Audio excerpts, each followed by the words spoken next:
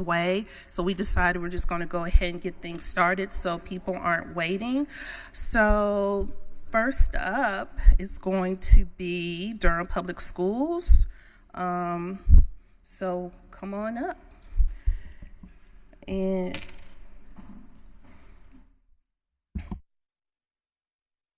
you can decide. Oftentimes we'll have you sit at the table. It's a little bit more comfortable, but it's up to you. I'll stick at my table. Yes, you could come up to the table.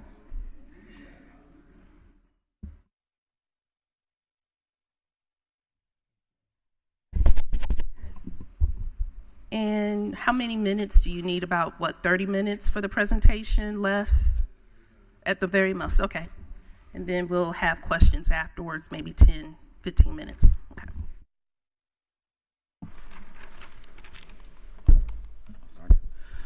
Well, good afternoon, Commissioners. Thank you so much, County Manager. Thank you so much for the opportunity to come back and share with you our budget requests. And we certainly appreciate all the work that has been going into reviewing our requests and making some tough decisions considering the state of the county's budget. As you know, there's some challenges within our budgets as well. Again, just a reminder how our budget was developed. It wasn't developed just by a group of people sitting in a conference room and making an ask. We definitely did engage this community in a major way through surveys, through town halls, through budget hearings, then going back and revising to come back with an ask. And also thank you all for Manager Hager coming to our board meeting to share the current reality of the county budget that helped us go back and make some additional adjustments. The fact of the matter is, we're all concerned about public education, considering what's going around in the federal and state level, and just trying to make the best decisions given the budgets and the information we have at this time. So again, we'll share just our budget highlights, our budget request highlights. We'll also take a moment to share some additional work that we've done in our district, again, making some tough decisions, grappling with the decrease in enrollment. So we want to take a moment to share some of the cuts that we've made internally as well. All right, at this time I will turn it over to our Chief Financial Officer Extraordinaire, Jeremy Teeter.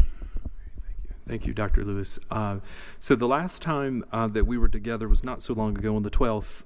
We were still awaiting sort of some iteration of concrete information from the General Assembly about what the budget might look like, and we had some loose information that had been leaked, and then ultimately they did. Shortly after we left you, about a day or so, they had a joint press conference with the Speaker of the House and the President Pro Temp of the Senate about the broader framework of what the state budget was going to look like. So they were only able to share some limited details, but some major details that they felt were important to clear out of the way so that they could push forward and draft a broader budget document that filled in the rest of the blanks, so to speak. And so what we know was that it was an average 8% raise for certified teachers and a 3% raise for classified, sort of consistent with what we had heard through the tea leaves prior to the formal press release, and average being the operative word for the certified raises, and we'll touch on that a little bit more. What we did not know, or we had not heard rumblings of prior to our last time here, was also their desire to include a one-time bonus for certified and classified employees as a part of their proposal. And so for the certified folks, differentiating that by years of service. So folks with less than 16 years of experience getting a $500 bonus, folks with 16 plus years of experience receiving $1,000 in the certified space, and then where classified employees were concerned, providing the differentiating marker based on what their salary is for those folks. So folks earning less than $65,000 would get a $1,750 one-time bonus from the state. Folks greater than $65,000 in salary would have a $1,000 bonus in the framework that was proposed in the past week or so. I alluded to this earlier, just the average being the operative word for the certified salary schedule. And so you can see in the chart here, there's sort of a draft a draft schedule of what the teacher salary schedule would look like in the state of North Carolina and what the changes are. And so you can see for folks with 0 years of experience, so that step 0 in the teacher schedule would increase 17.1%. And folks at the upper end of experience would see 5.5%. So just a very broad spectrum. In my 10 years of doing school system finance, it seems unprecedented to have that wide of a differentiation on the scale. There's always some, and it's never an across the board as a rule of thumb, but that was very broad. And it gave us pause when we got our hands on that document. So in our last visit, we had contemplated what would things look like in the context of our continuation request to you with an average of 8%, and we felt good about that weighted distribution. This distribution, having the details behind that average of 8%, really gave us something to think about. And every school system constructs their budgets differently. We all make different decisions about who we pay from what fund for a variety of reasons. And so my colleagues across the state and I have had a fun time sort of unpacking our specific situations and how our schedules are constructed. I remain committed that I feel lucky to be in Durham, and I stand by what I said a week or so ago in that the average locally funded teacher in Durham is on step 6 of the salary schedule, right? In a lot of districts across the state, it's an average of 0 or 1, and so they're contending with some larger sort of local movement with their local obligations. For us, with the average being 6, it gets us closer to an average of 9.4% for our locally funded teachers. And it doesn't shift sort of that concept of the weighted scale very much compared to what we looked at with you a week or so ago. The weighted average was going to be about 4%, just assuming an average of 8% for certified. Our new analysis, taking into account this unique salary schedule for teachers, it makes the weighted average for us 4.28% across all of our employee types that we're paying from local funds. And so we remain at a high level, we remain feeling good about the construct of our continuation request in our budget to the county. And to be frank, we were just very lucky that our average teacher lands at that point in the salary schedule. Some other districts were not so lucky, and that's a consequence of this unique salary schedule that the General Assembly is proposing this year. But just wanted to sort of lift up in a chart format what we projected, where things landed, without having good information. Many months ago, when we developed our request, we just applied a 5% broadly for both sets of employees. You can see the 8% average for certified, 3% recommended from the General Assembly. Retirement rate spot on with what's being recommended, and then just within $175 per employee on state health insurance. And so the bottom half of that slide just really references sort of that weighted average calculation we had to go through to reassess our local implications for the raises that have been proposed in the framework that was announced.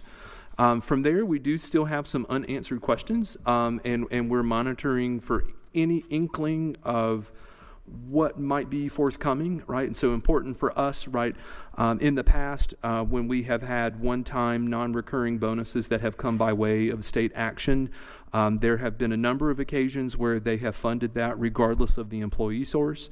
And so we're watching that very carefully to see if it will behave in the same way. I think that matters for us quite a bit. We still don't have clarity on what will occur with master's pay for teachers in North Carolina. There was no discussion of that in the press briefing at the General Assembly a few days ago. We do feel sure that if they had reached a positive conclusion that they were going to do that, they would have led with that along with the other announcements, because that's been a major sticking point between the House and the Senate. So it's either going to be a no, or they're still trying to iron that out, and we're watching that very carefully.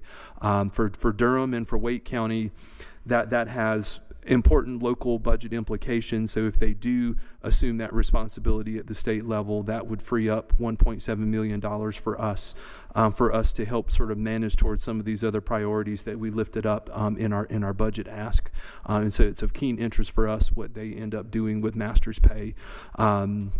Logistically, we've positioned ourselves well this school year in concert with the team in HR. So we required our teachers to add the master's degree to their license, even though the state was not going to pay for it in those cases, so that it's a seamless transition in the event that the state does pick it up. And our folks are well situated to make sure that we have everything in place that we would need for it to be paid from state funds with that change. Obviously, we're all curious. You're probably more than us, right? Very curious what comes of the various constitutional amendments forthcoming about tax limitations.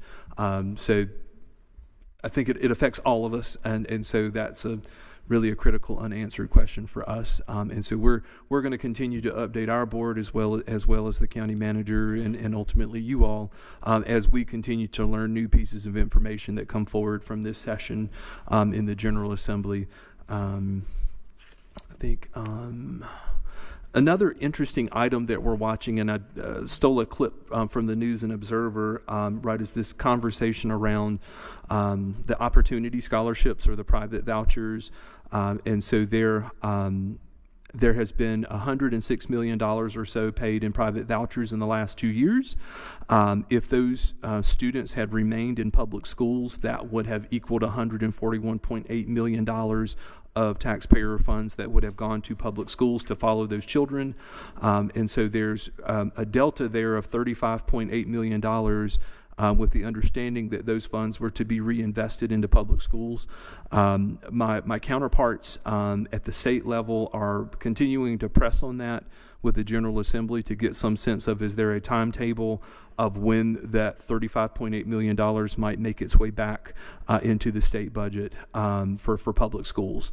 So that's an item that's of keen interest to us, as we would benefit from a portion of those dollars from our state funding if that comes together. So that's been very interesting to watch unpack. I think we're also concerned there have been some proposals raised, right, that the Department of Public Instruction would potentially no longer be the entity that disperses our state funds to us, and that may move to the North Carolina State Education Authority, Assistance Authority, that traditionally works in the higher ed space in North Carolina. So I know that I know Senator Chitlick in particular lifted some concerns about that on the Senate floor very recently, and we're grateful for her advocacy there.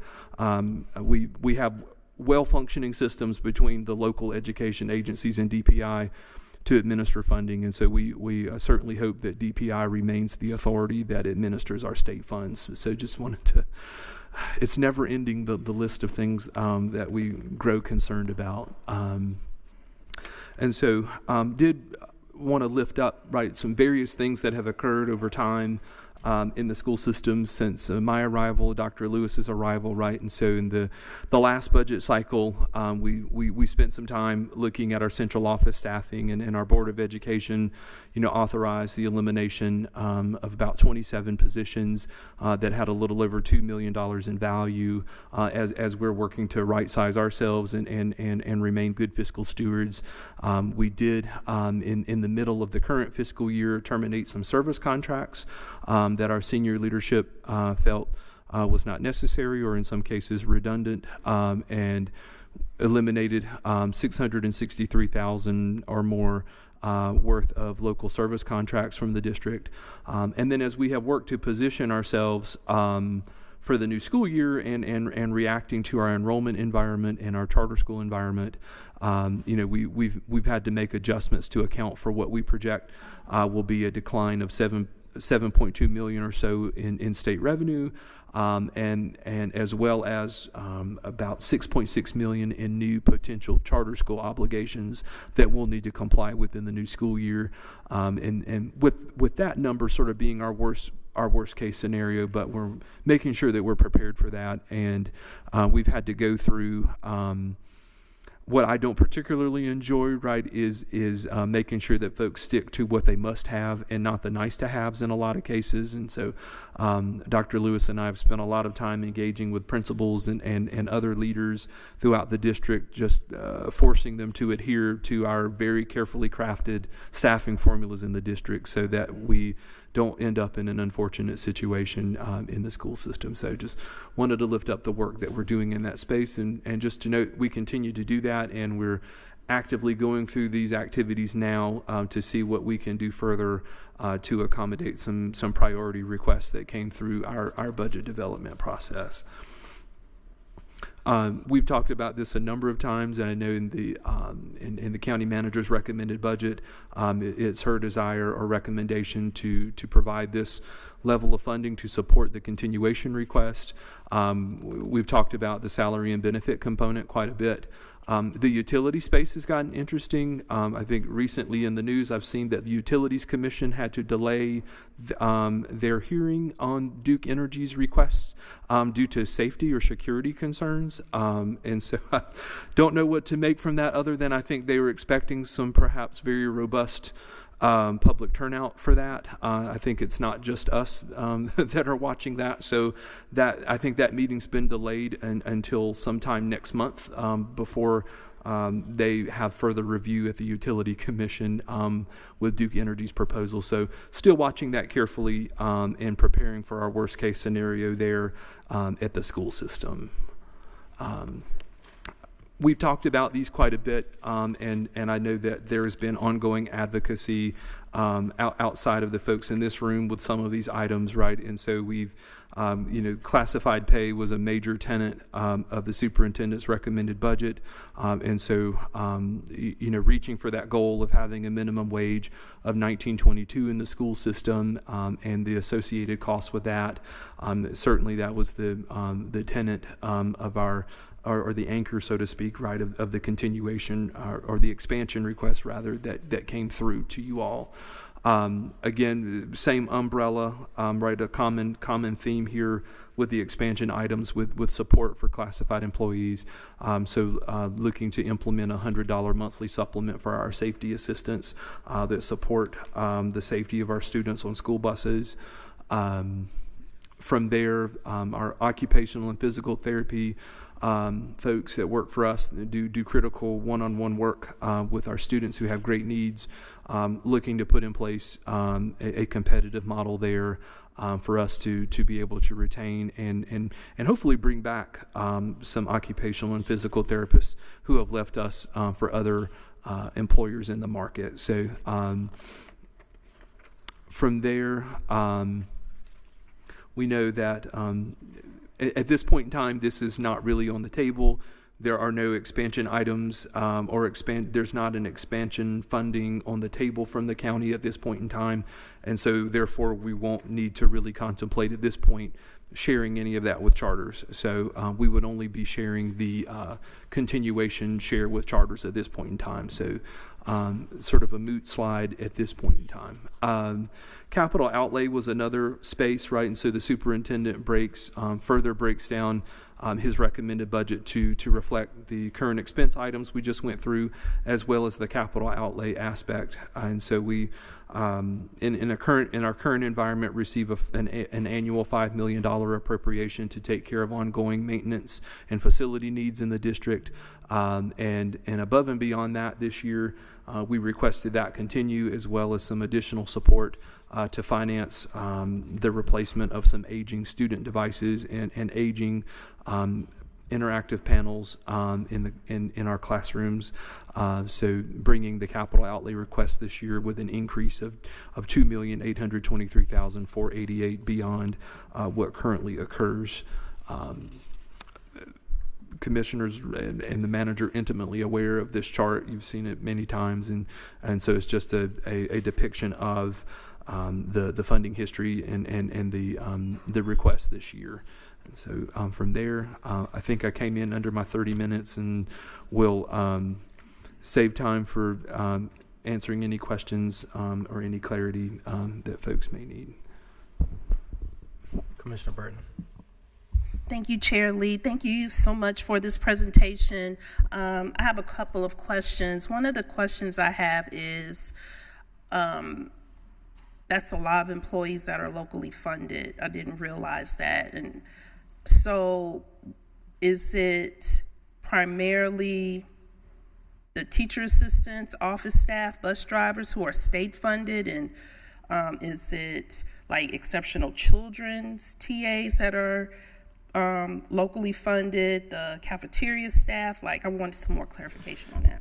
Yeah, fantastic question, right? And this is one where if you could, if you put 10 finance officers from school systems in this room today, you would probably get 10 different answers about how we build, where we pay our folks from. But in the case of Durham, which you're naturally concerned about, in our state funds, there's the larger concentrations of our classified employees are our instructional assistants or teacher assistants, our bus drivers that we receive specific allotments for from the state, and we have to use it in that way, and so that's where we start. And then we do receive a bucket of funds for it's intended for office support or classified support, right? And so you will see a large concentration of school treasurers or school data managers that are paid from our state funds. And then when you push out from there, our school nutrition employees are paid from our school nutrition fund. And so they live in that space, in that enterprise fund. Our before and after care employees, for example, are classified in nature. They are paid explicitly from that fund.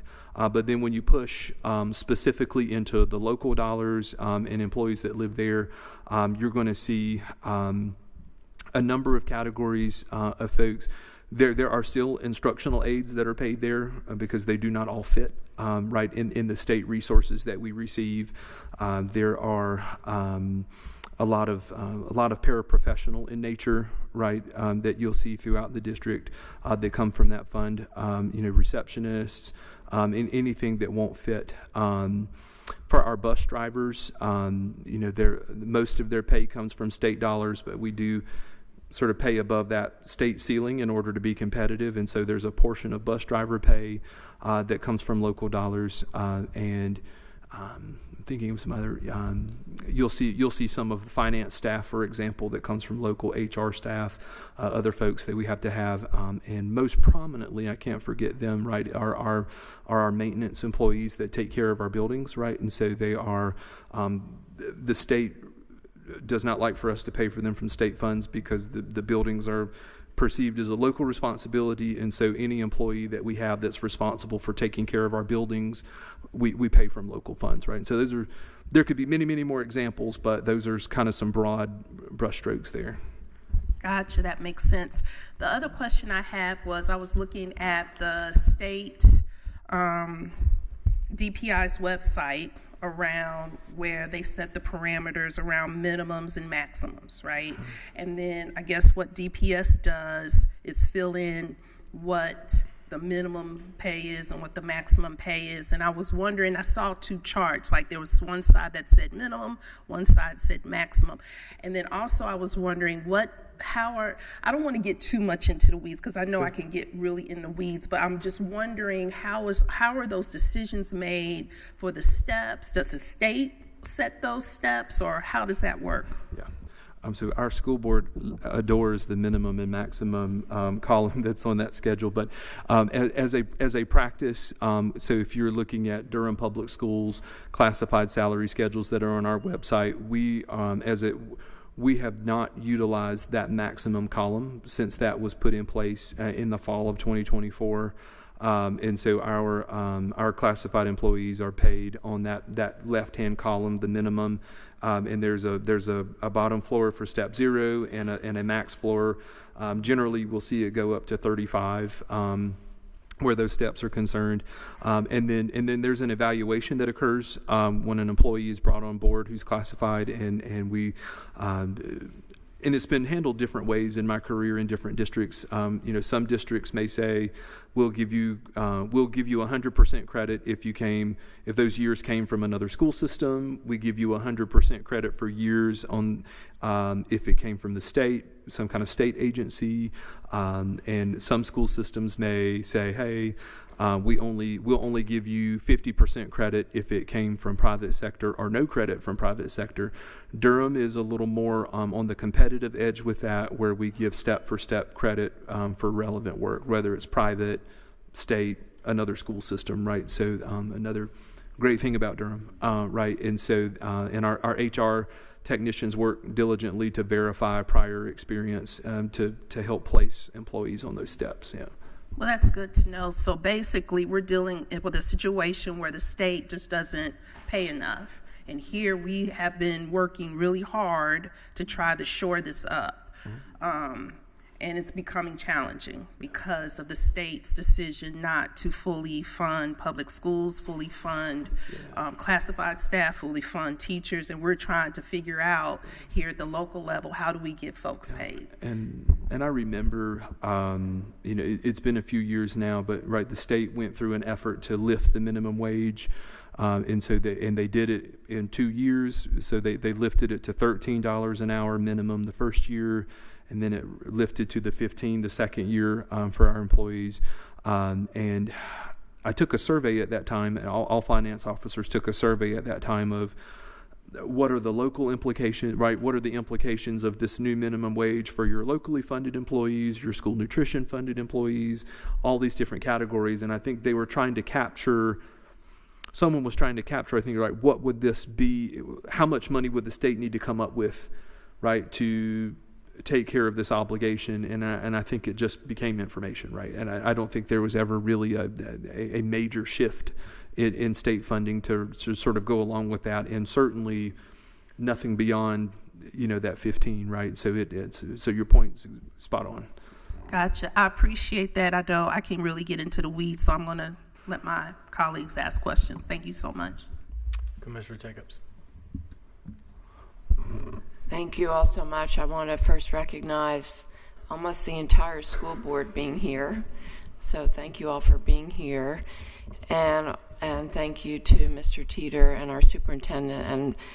And we are so lucky to have you, Mr. Teeter, here in Durham Public Schools. It's very evidently the wealth of your experience and knowledge. I wanted to try to understand now at this point, with the funding that is recommended in the county manager's budget, plus what the state is doing, what will that translate to in terms of hourly pay for classified staff at this moment? Yep. So at this point in time, we know that that's a minimum, right, of a 3% lift, to our minimum wage for classified employees in Durham, and so that, I looked at this number earlier, and I don't have it burned in my brain yet, but right, it makes that number $17.66 an hour if it's only the 3, and so there are. So we've done sort of what I call like my macro or my shorthand math, right? And so at this point, I'm not in a panicky point about, right, the state implications, and so now we're redoing all of our work papers to flesh out in the longhand, right? What are all these other variables on the table, and so we're looking very carefully at all of our other opportunities that we have right within our budget and our priorities of what other things can we redirect to make that 3% better for our classified folks, and we were hoping that it would have worked out to a minimum of 5 from the state, right? Given that there had been no activity for this year, and so I know folks are really feeling that, and it's hard for them to look at, with an average of 8% coming through in the certified space, and they're at 3,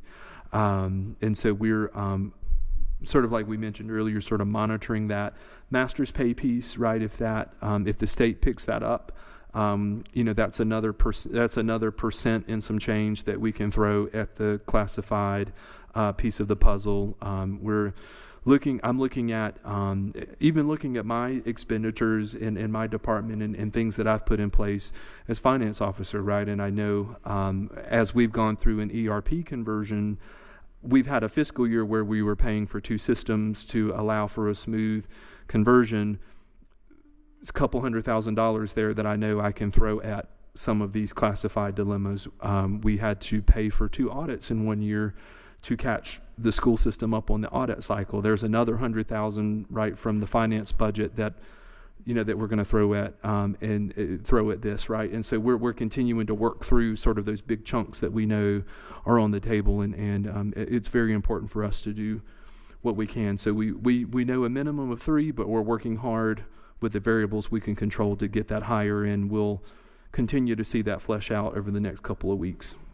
Well, it's really good to hear you say that. It sounds like, from your perspective, that increasing the salary, the hourly wage of the classified staff is the priority. And I'm assuming from the comments that I've heard from our board members is that that's also would be our priority as well. If you can come up with any additional funding. I know when we met for the joint meeting, you mentioned possibly being able to find $3 to $4 million, and so I feel like anything that we can put towards this as a priority would be good. Yeah, absolutely. Just to reiterate that, that came up during the budget development process in terms of feedback.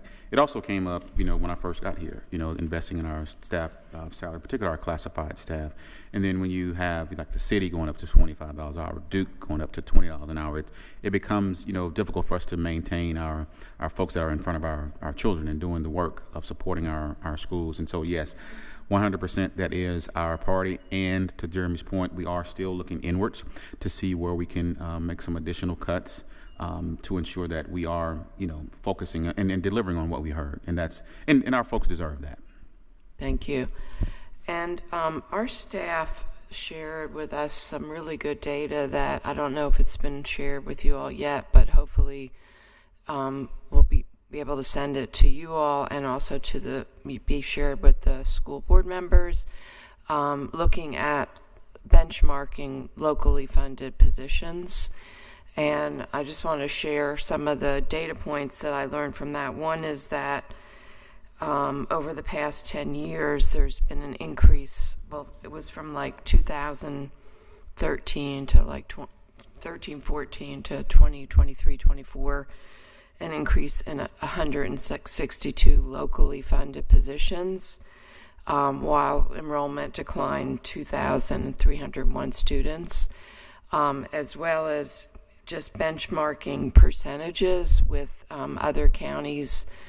And basically the highest, when you look at, the counties that we benchmark ourselves with, it's about 20% is the highest, and then Durham is 24% in terms of locally funded positions. So I think this is just more for the long term, because I think we all recognize between the city, the county, and the schools, the landscape which you highlighted, we are just at a point where we have to do things differently, and what we've been doing is not going to be sustainable going forward. And so what thoughts do you have about being able to reach that kind of benchmark of 20% locally funded positions? And you also mentioned that there was a reduction when you showed us that chart just a minute ago of some of the locally funded positions 2025-26, and I'm just wondering, will there be any corresponding reduction of locally funded positions in 26-27? Yeah, so absolutely, and I think in the course of this staffing allotment season, across a variety of position categories, right, we're in the neighborhood of 200 less locally funded positions, right, just doing that work to bring our staffing in line with the number, right, with the shifting numbers of students in schools. And so I think definitely the district is moving in the right direction with that, and continuing to look at that. And I think We are getting very fair feedback from our schools that have been most impacted by that, to say, okay, right, schools have reacted to declining enrollment. What is Central Services doing to react in that same way, right? And so we're doing that inward look actively, and so it's definitely ongoing work, and that's moving in the right direction. Thank you. And I just, and then all the issues that you brought up, I hope that at the General Assembly level, we also have a lobbyist, and, we can partner on making sure that our Durham delegation knows about some of these very timely issues like the master's pay and this voucher reinvestment, potential dollars. So please let us know, and we can also share that directly with our lobbyists. I just wanted to share that. And I guess I wanted to bring up something that's not totally related to this, but we are going to be talking this afternoon about our violence prevention plan, and that's, a joint plan. I know in the manager's budget is a recommendation for grant funding for some youth-related programs, but, there's recently been an article that was in the 9th Street Journal about the truancy rate in Durham Public Schools.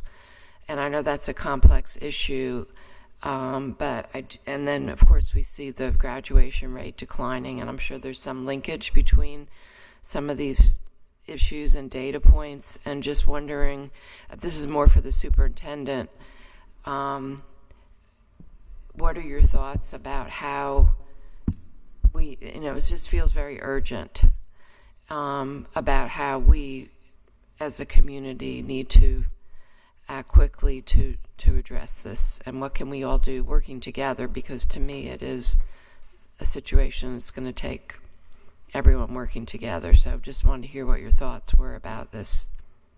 Yeah, absolutely. When we think about our chronic absenteeism rate that ultimately leads to students being truant, over 37% of our students are chronically absent. And what that means is those are students who miss 10% or more of school. And so if we're in a school, for example, 185 days, if you miss 18 days or more, you're chronically absent. And I think as most districts around the country are grappling with this post-COVID and trying to reel it back in, yes, we are still higher than the state average in terms of our chronic absenteeism rate. I think more communication and advocacy to our families is well, because if you recall, during COVID, we were telling parents to keep their kids home, right? And so what I tell families is, yes, continue to send those notes in when they are out. And from a parent standpoint, they're thinking, okay, I'm doing my job. Yes, you're doing your job by sending that note in, but at the end of the year, if you sent in 30 notes, your child is chronically absent. And so there's also some things that we can turn and look inward with, as well, as it relates to student connectedness to our schools, student engagement. There's something called push and pull factors. And so when we get to the dropout rate, which we're projected to increase this coming year, there are some push and pull factors, and some of those early indicators are indeed chronic absenteeism rates, as well as some high school math level cores. We typically see a higher, and we are seeing a higher level of students being chronically absent at the high school level, to the tune of almost 50% of our high school students. And so when we think about what can we do to ensure that they are coming to school each and every day and on time, it's going to take a community effort, and also having conversations with our students to see, why are we not coming to school? And so when we have our what we call our impact meetings with all of our schools, what we're hearing, particularly at the secondary level, is, and not to generalize here, but some students are having to work to support their families. And so that's a systems issue. And so the current system is not working for some of our students. And so how can we ensure that they are able to work to provide support to their families, and also get their education. And so we're having some conversations about some different programs and maybe bringing some programs back as it relates to how we can accommodate our students and meet their needs. But number one is to ensure that we are communicating with our families the importance of students coming to school each and every day. Because sometimes our families may not know at the end of the year that my child is chronically absent. Because 18 days may not seem like a lot, but it is. And I'm glad you mentioned the issue of students working, and that's why programs like at Holton and the Ignite program can really help with students who do need to work. And sometimes working is a good thing. True story, my birthday, I went to the Lenny, and my son said, he asked the waitress, is so-and-so here tonight? Because one of his students is one of the pastry chefs at the Lenny. And, it turned out he was working that night and came out. The desserts were incredible.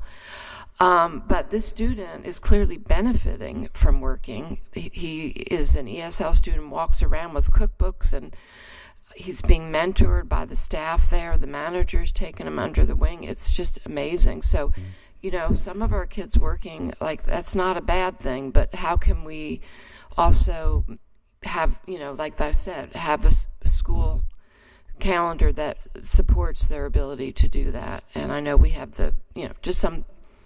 luckily we have some of those resources already. So, and then my last question is for you, Mr. Teeter.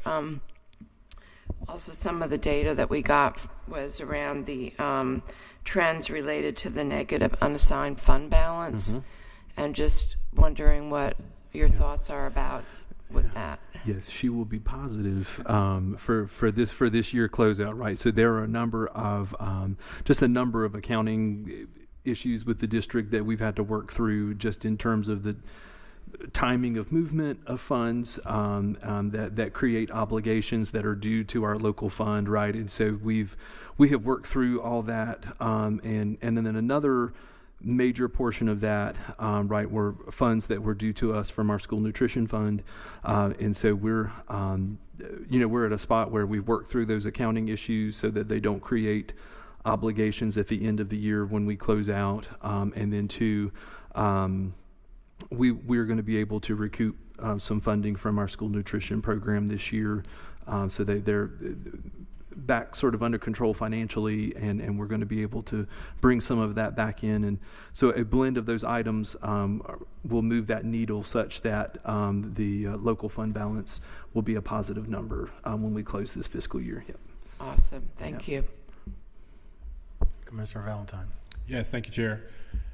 Dr. Lewis, Mr. Teeter, thank you for appearing here today on behalf of our children and our families. And thank you to members of the school board for being here. It shows a level of commitment to our parents and our families that shouldn't go unnoticed. I actually been talking in real time to members of our delegation. So with respect to the question about master's pay, no word as of yet. And so they're still grappling. Gee, thanks. They're still grappling with that. But the consensus is with respect to the bonuses that everyone seems to believe that doesn't make a difference.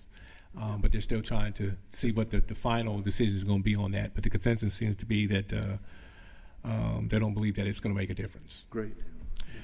And so my comment initially was going to be posed as a question, but more my comment, and I've said this publicly, is that the elephant in the room that everyone knows about is the classified pay situation. And I have said that this is a situation that all of us really need to work together on. When I say all of us, I mean all of our partners.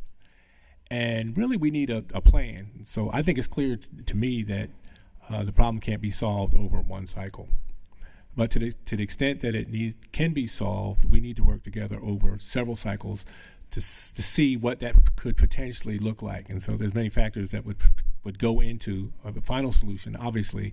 But what are your thoughts about that? And so, because if we're going to be serious about this, I think we need to start having a plan, one that's workable to sort of meet those goals. Yeah, and that's something that we discussed in terms of, we may not be able to get there in 1 year, but what does that plan look like over a 2 or 3 year period? And I will tell you, it will come with some tough decisions. As we think about, and Mr. Teeter alluded to it earlier, there's been a lot of nice to haves in Durham, but when we're trying to reel back some staffing that hadn't taken into account the decrease in enrollment, you're going to get advocacy from principals, and rightfully so, and I appreciate the advocacy. And we have to make sure that we are adjusting how we operate and ensure that we are being fiscally responsible with the decrease in enrollment. I was at a meeting with the largest 12 districts in the state a couple of weeks ago, and one of the superintendents said, raise your hand if you're not actively closing a school this coming year, and my hand was the only one that went up. And so as we're sharing with our board our capital improvement plan and this notion of right sizing, those are going to be some tough conversations, tough but necessary to get to that point.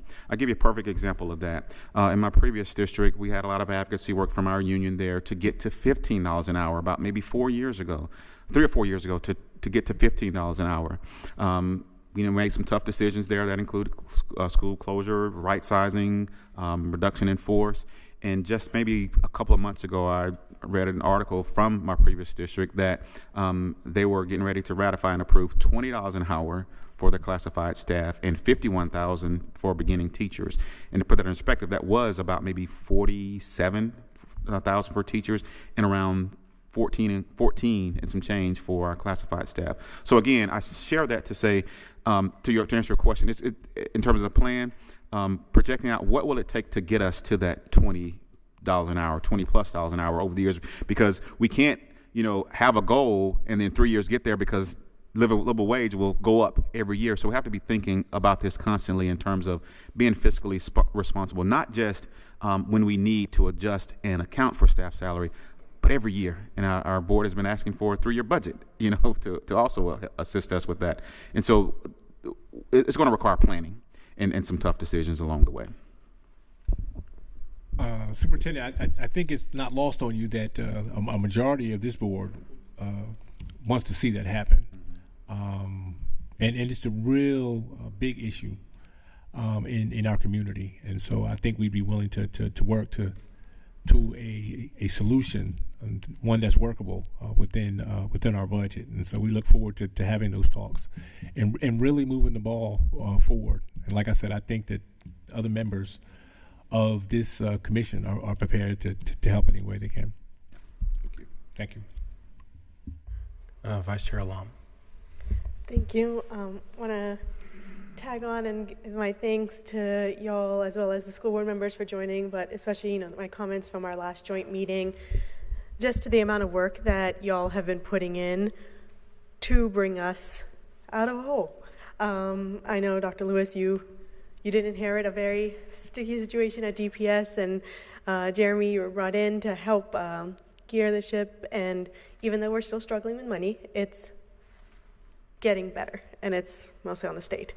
And I wanted to ask, and you may not have this yet, but I have to ask, so with the state raises, I know we don't know what it's going to be officially yet, but with that 3%, with the positions that are covered by the state, and them covering those raises that are state funded, how much does that take off of the 17 million gap?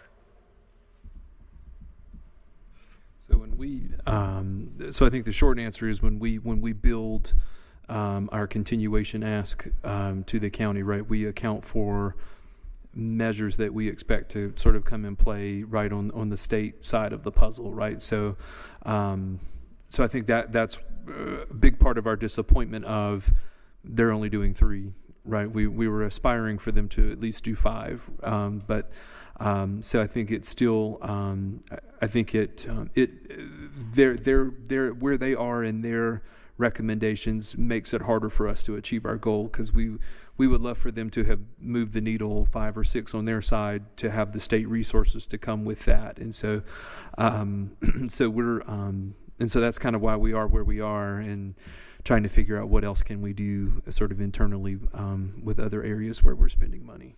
But the state budget, if I'm hearing you correctly, is actually going to increase that gap more than we anticipated rather than bring it down? It makes it more difficult for us to hit the sort of the target salary that we'd like to, right? It would have been nice for them to have done 5%, for classified pay as a part of their proposal, and would have been a nominal gesture.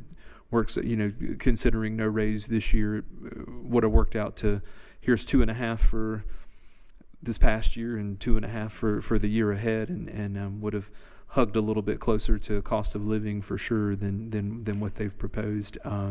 So anytime we're preparing for a raise, we account for some degree of state money to follow it, and so we're just back to square one a little bit to find some money. Yeah. We have would you be able to share with us a salary grade, just of numbers of how many DPS classified staff are at that minimum wage, and then also what the compression would be? Does this ask also factor in compression and handle that, or will we see impacts of it? Yeah, so we do have some existing sort of work papers that convey how many of our employees are below, right? So we did some work previously to sort of capture how many are below the 1922 that we're trying to reach, and then separate from that, right? We've also sort of got that drill down of how many live at the 17 our current 1715 minimum, and so when we built out the model, we tried to avoid creating compression, right? And so we've built one out that raises the bottom floor, but then it sort of ripples throughout the salary schedule to not create further compression. But yeah, we've got some existing stuff that we can make consumable for commissioners and for our board. And then to the issue of student enrollment coming down, I think we talked about it briefly in the joint meeting, but wanted to come back to what conversations and I know the student enrollment going down is spread across a lot of schools, but have there been any spaces or schools that you've seen a significantly higher drop in enrollment, that consolidating classrooms or consolidating schools could potentially actually be the path that we need to be considering? So I'm not the expert in this space, right? So I know my astute colleagues in facilities, right, in school planning are reviewing that, and I think we do have some information that's forthcoming that will further illuminate, right, your question.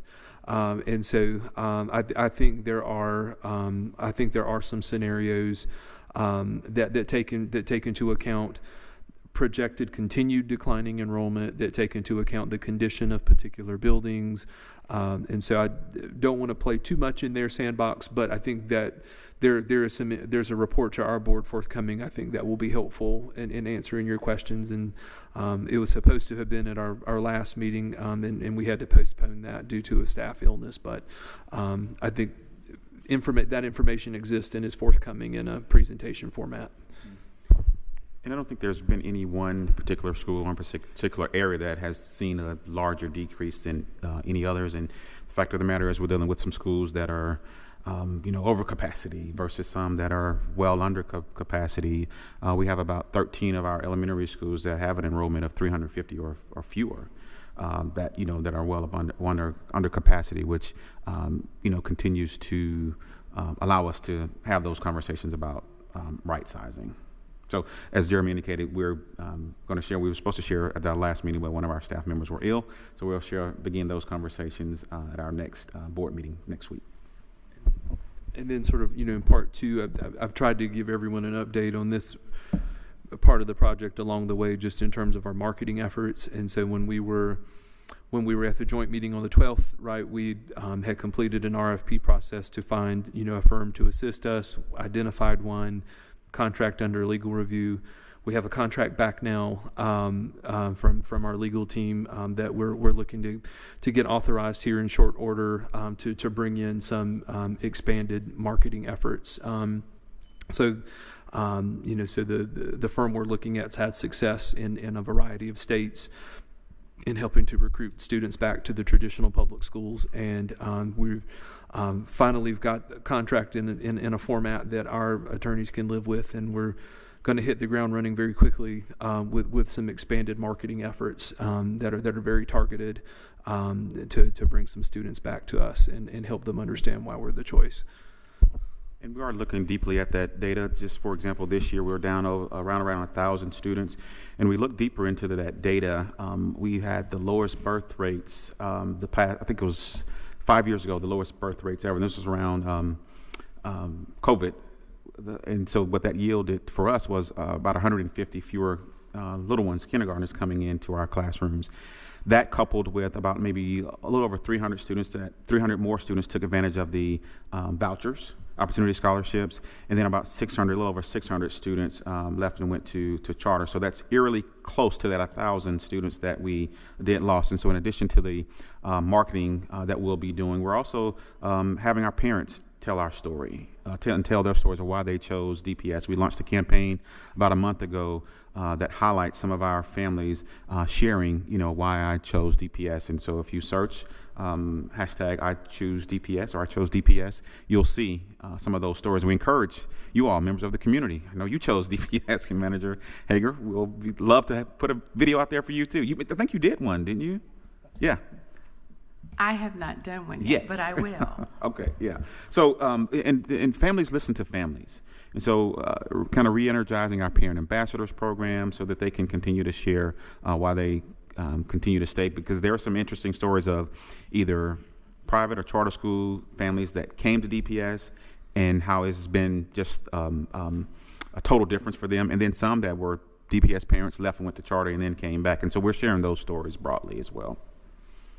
And two final questions. And when a family leaves DPS and goes to a charter school and does choose to return, we don't get that funding returned to DPS. So the state funding would sort of follow in arrears, right? So we would not realize the impact of the state money until the following year, and then we pay charters on a monthly basis, and so we would start to save some of what we're passing along to charters, and the degree of that would depend on at what point in the year they came back to us. So yeah, happy to bring them back at any time, and it really pays dividends in the following school year. And I'll say it in every space I get an opportunity to do. Our charter schools just simply are not outperforming us as well. And so I want to just put that on the record, that some families and community members believe or that charters equals better, and the data just does not support that. And I think it was Commissioner Burden brought it up a couple of meetings ago, and I think it used to be practice where charter schools would come in and have to present to the county on their academics and demographic data and what they're doing that's so innovative, since a large chunk of our money, your money, community's money, is going to our charter schools. And so I think they owe it to this community to share, their outcomes. And do we also have information on even just the staff training, because also the certification requirements for charter schools are much, much more lax. And so our educators are definitely a lot more qualified and certified at DPS than at the charter schools. But then they're receiving similar or same pay as our certified, highly educated and trained educators from DPS. I had one more, but I forgot it, so I'll probably email it when it comes back to me. All right.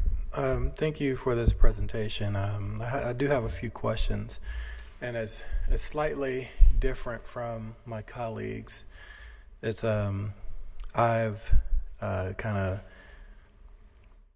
set out to speak to as many people in our community about different aspects of our budget this year, budget ask, and yeah, of course DPS is one. I'll preface this by saying I'm a firm believer that correlation is not causation. All right, we all know that. As well as there's multi-factors. I get that there's multi-factors in different performance and everything like that. I don't tie anything to anything in specific to performance. A couple years ago, there was before you two were here, there was a historic budget granting of DPS. I think it was close to 27 million or just over 27 million, something like that. My question is, just kind of gathering information from other people, is one of the overarching questions is, well, I guess I'm going to break it up into various questions. So from that,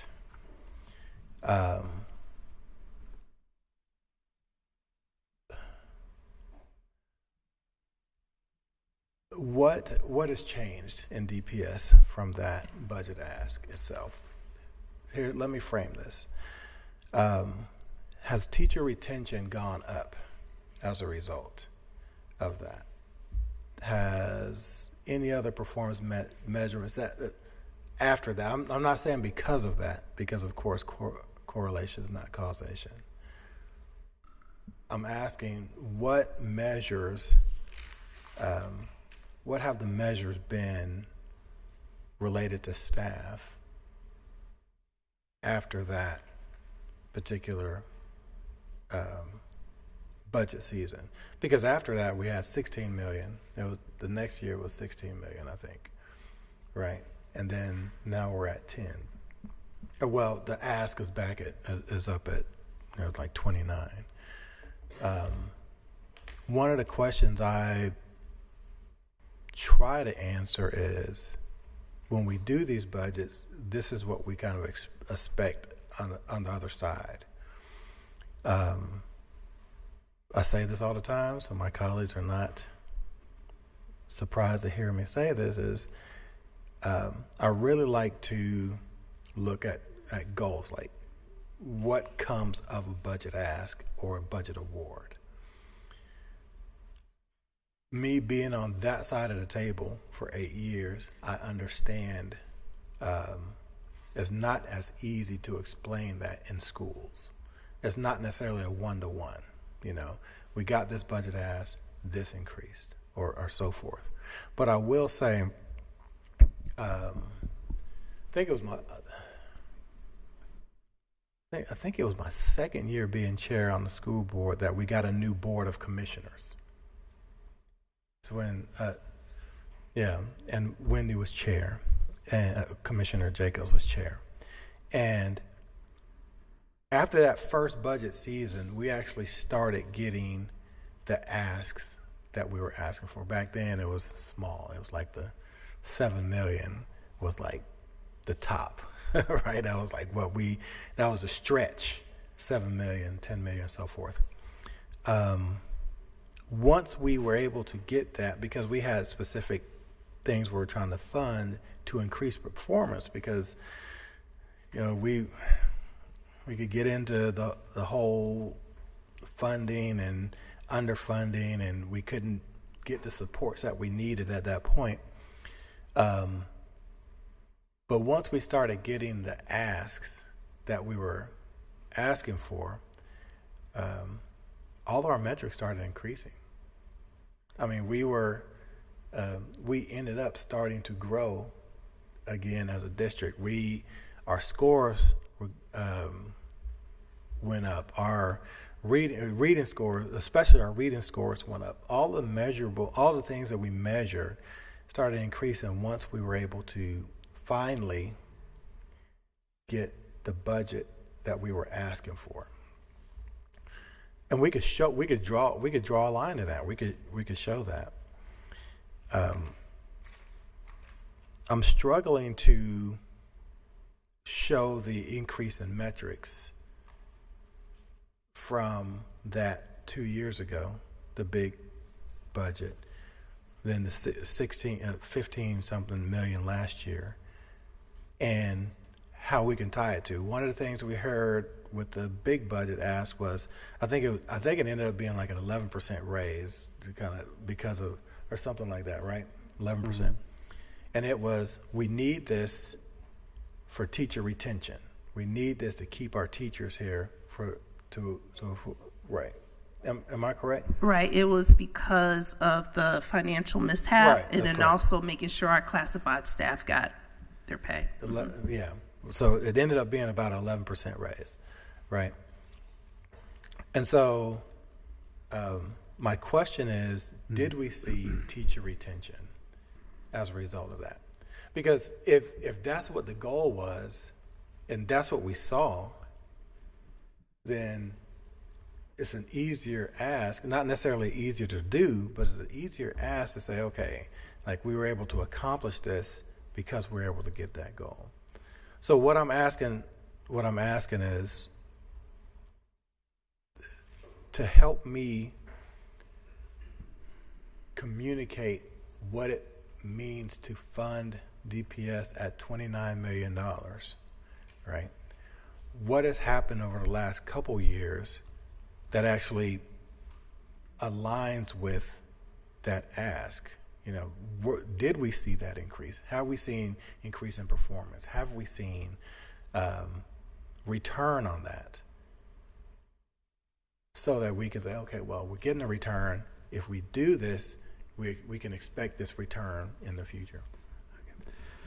So you want I to go spoke first? long because I knew y'all would have to look that up. So I was kind of. So I think as so fairly noted, right, that historic investment, did predate Dr. Lewis and myself, and we are nonetheless grateful, right? And I think it was needed, and I think the classified pay was a huge actor, right, in that budget puzzle, and then there was a much quieter narrative that moved in tandem with that about, there was some teacher supplement in there, right? So some progress with teacher supplements, and as well as some investments necessary for growing together and things of that nature. And the review of growing together implications, I think, are underway, right, to answer part of your question.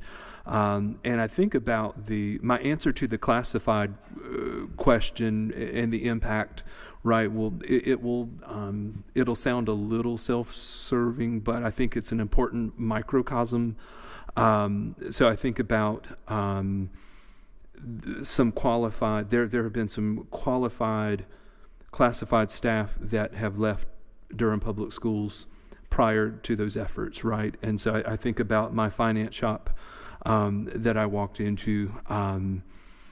Some important folks left Durham Public Schools for other opportunities, and so they found their way to working for the state or county government in neighboring areas, so on and so forth. We are now at a place, from my view, is coming in on the other side of that. I've been able to easily attract qualified finance professionals to work with me, right, in my tiny little speck of sand, right, in the Durham puzzle, and consequently, right, I think we've seen improved financial outcomes, right, in Durham Public Schools, right. Audits are on time, their findings are falling off, budgets are balanced, right. So things are running well, right, in that space, and I think we see that in some other areas that I don't work as intimately with, but I just use that one as a microcosm of that impact of classified pay investment. And we don't directly impact student achievement per se, right, in all of our classified roles, but I think that's a great example. And in the teacher space, I'm not equipped to really speak to retention numbers right at this moment, but I will just say, just sort of as a broader, sort of more qualitative conversation, in that we fall behind despite investment, right, in the supplement, right, in terms of being in that top 10, and so we're just fighting to stay relevant. Even though we're one of the better. Right, it's folks look at those rankings and they and it refreshes every year, and they look to see who's paying the highest average teacher supplement in North Carolina, right, and so in that it's a roller coaster ride, between Wake and Durham and Charlotte Mecklenburg and other kind of urban centers, and so it's it affects sort of our ability to attract and retain, for sure. And I don't know if you wanted to add anything more about the. I'll get in trouble if I speak too much about the instructional side of the world. Before you get to that, Yeah. I get the difference between classified and certified in that, but also certified classified staff retention also is kind of. I said teacher retention, Sure. but it's more educator retention because I see everyone as educators. So I'm curious about what that looks like, staff retention overall. Yeah, and I so appreciate that question. I don't know if you recall one of my first conversations with this commission when we were talking about that record investment shortly after we had got here is that I said is that we owe you all data to show that the record investment or the increased investment is paying dividends. And to your point, understanding that causation is certainly not correlation. The states look at teacher working conditions. There's a retention section within that survey data. So the year before that record investment, this is a question that's tied in our strategic plan as well. Again, within the retention section of that survey, about 80% of our teachers believe that their school was a good place to work. Our most recent survey data that just came out a couple of weeks ago, it's close to 90% now believe that is a good place to work. So in addition to that retention component, and I will say also we shared last month our strategic plan update, particularly as it relates to retention, and what the board has charged us with is to give some causation data so we can be able to definitively say that X% of our teachers are staying because of the stipend, or X% of our teachers are staying because of that bonus. And so that's some work that we're continuing to do so we can have some causation data. Among other metrics, when we think about our academics, most recently state assessment, over 90% of our students met or exceeded growth. We looked at some end of the year data a few weeks ago at our principals meeting. In every grade level in reading, we showed growth. Math, just about every grade level with a couple of grade levels. In addition to that, when we look at our discipline data, and this is just metrics, again, causation, not correlation, discipline is down over throughout the district, down 17%. So we are trending in the right direction. People are here in Durham because they want to be here, and I can't tell you the number of people that I met, classified and certified, that have been here for years.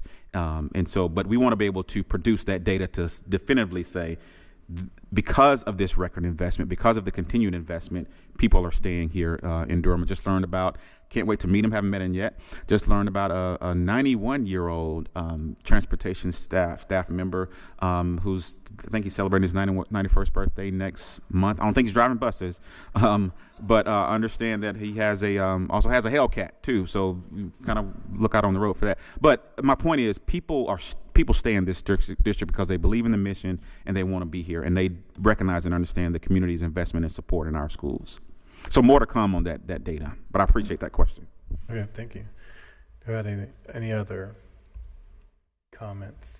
Oh, yeah, go ahead. Yes, I remembered my other question. I was wondering, 2 or 3 joint meetings ago, when we had the city also with us, we had been talking about trying to push more of our high school students into using Durham public transit. I was wondering if there's been any movement on conversations with the city to try to, educate more kids about how our Durham public, and obviously not all kids will have a bus station near them, but to just try to build that ridership younger. Not a lot of conversation. We do know many of our students do take advantage of our public transportation. That's something Bo and I can continue to have some conversations on, but I appreciate that question. Okay. All clear? All right.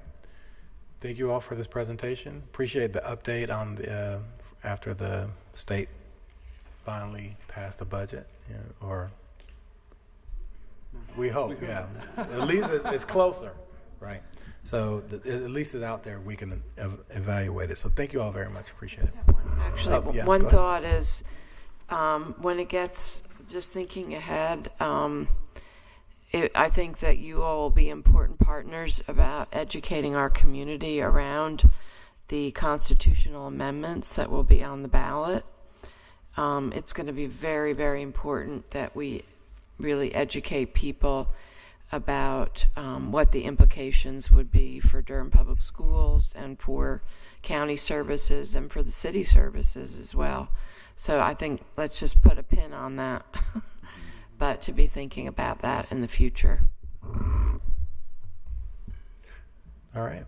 Thank you all very much. We appreciate you all being here.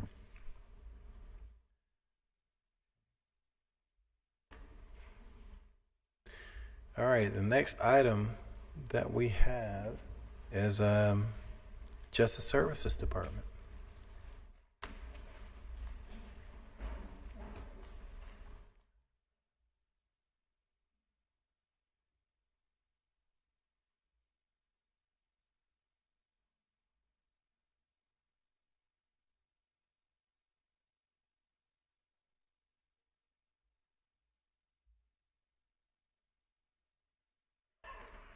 Thank you. Thank you.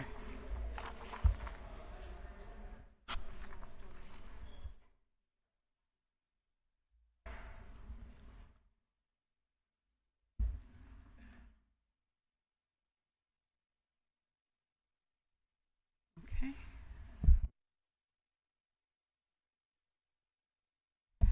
So, commissioners, I asked Ms. Humphrey to share with us today about the Department of Justice Services. As you know, they have so many impactful activities that happen that support many of our residents. And Rashana will give some highlights on those programs, but we will remind you of the conversations that we had about family treatment court. In the budget, you did not see that specifically as an area that was elevated. Dollars will be realigned to support that effort. And but so I just wanted to ensure that that is a priority, and we did not, because of some of the shifts in the budget at the end and us having to do some reductions and other things, we didn't flesh that out specifically, but we will tell you where those realignments will occur so we can support those efforts in upcoming months. So don't spend much time, she will not spend much time on the budget part because we will come back, but want to just remind you what our intent is as we move forward. And Mr. Jones, Director Jones, is going to sit in for me for a moment because I have another urgent matter, and I'll be back. Thank you so much, Manager Hager. Good afternoon, Chair Lee and Commissioners. Thank you so much for having us come today to talk about Justice Services Department. As as Manager Hager indicated, I will talk a little bit about Justice Services and our overall programming first, and then I will touch briefly on the presentation for Family Treatment Court. So I have provided two handouts for you, one about the Justice Services Department overall, and then the second one is a handout regarding Family Treatment Court. So the Justice Services Department has staff in 3 locations across Durham County. We have our main operations at Main Street. We have staff located at the Durham County Detention Center, and then we also have staff at the Durham County Courthouse. And so across that, our major focus is to provide support and services for individuals who are justice involved but struggle with substance use disorders and mental illness. That is our major and primary focus. So for Main Street, some of the programs that we offer focus around cognitive behavior intervention, jail transitions, local reentry counsel. So I'll stop there and say that one of the requests that was made in the budget through Justice Services was around providing a human services clinical counselor to help to transition individuals that were coming out of detention back into the community. And so that is very important because several years ago in the budget, we were able to secure funding for staff to fill a void with individuals leaving the detention center. What we found when individuals were leaving the detention center, they were getting lost before they were able to connect with community-based treatment and providers in the community. So we started a unit within Justice Services that we refer to as jail transitions. Jail Transitions has been very successful in working with individuals that are transitioning from the detention center, but one of the items that we have identified most recently as a void is that we needed a clinical person to work with the individuals because of the level of mental illness, a level of service that individuals were needing. The current staff with Jail Transitions are a case manager and a case manager assistant. And although they have done an excellent job in helping to get people to appointments, transportation, picking up medication and that stuff, we needed a clinician on that team to really focus in on providing that one-on-one that individuals may need before they are able to be connected to community-based treatment. And so that's why we made a request in this year's budget for a human services clinical counselor to support those individuals in transition. The second part of what we do at Main Street is around treatment services. So we have outpatient treatment services under our Second Chance program. We also provide the oversight for recovery court and mental health court. So those two courts are two of the specialty courts that we currently oversee as a part of justice services. And I make that point so that when we do get to the proposal around family treatment court, it's a natural fit for us to bring in that third specialty court here in Durham under our umbrella. The services, one of the major things that we do in the Durham County Detention Center is around mental health services. We have an entire mental health team that consists of a contract psychiatrist as well as full-time and part-time clinicians that provide mental health services. Those services revolve around clinic. The psychiatrist actually runs a clinic 3 to 4 times a week and does follow-up, prescribes medication, and has individual appointments with detainees that are severe and persistently mentally ill and need that one-on-one with a psychiatrist. In addition to the work of the psychiatrist, our clinicians on our jail mental health team, they focus around doing intakes when individuals are being processed into detention. So they do intakes, they do sick calls, they operate and manage the therapeutic housing unit that's a part of the detention center.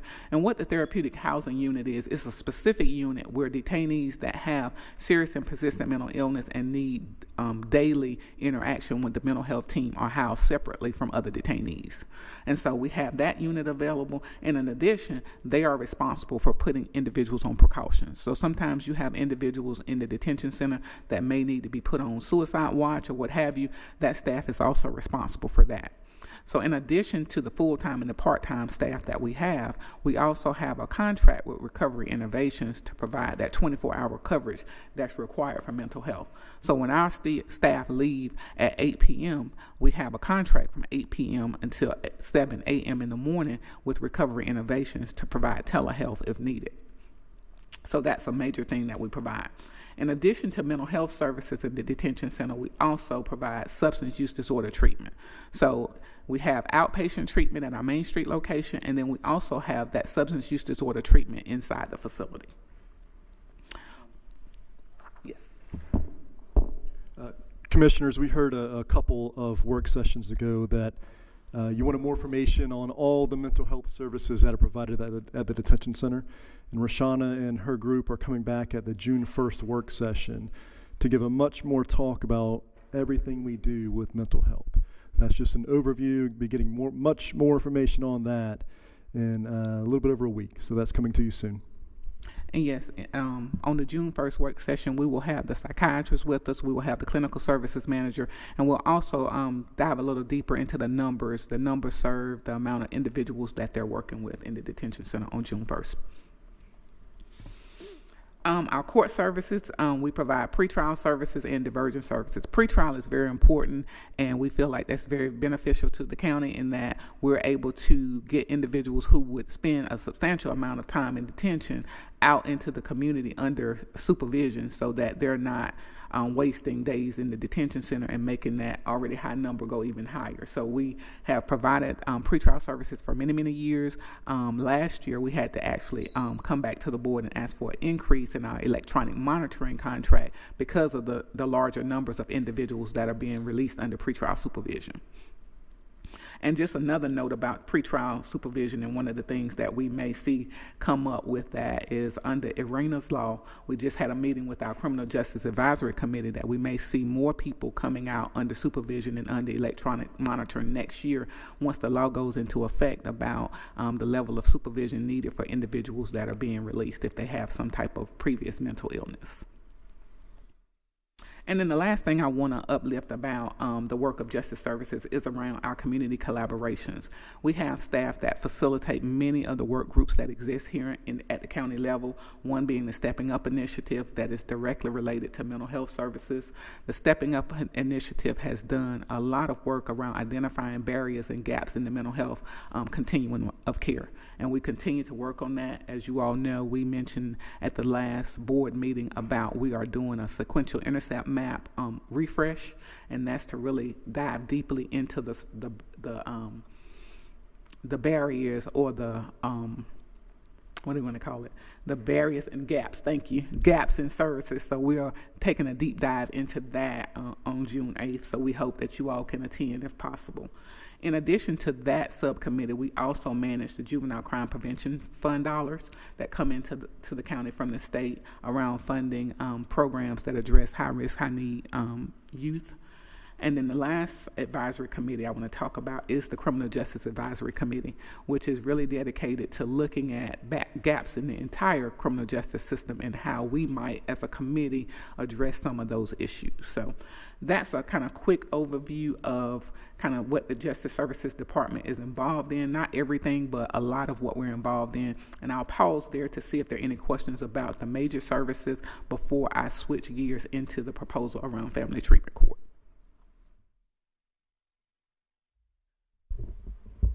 Anyone? All right, we'll just keep on going and we'll get questions and statements at the end, okay?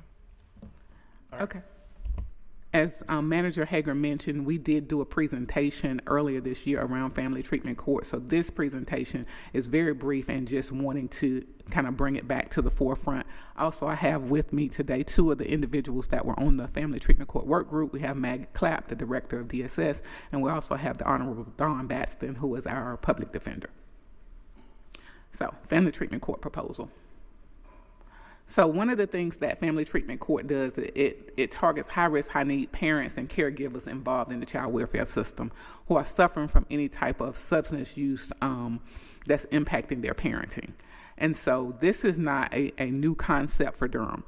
If you remember from our previous presentation, Durham had a Family Treatment Court years ago, and due to the Administrative Office of the Court defunding treatment courts, unfortunately, our Family Treatment Court was one of the courts that got the funding removed. And so we're trying to bring this court back because we see a need not only through my agency, but through DSS and the Public Defender's Office and some of the other court stakeholders. This slide also talks about the referral and enrollment.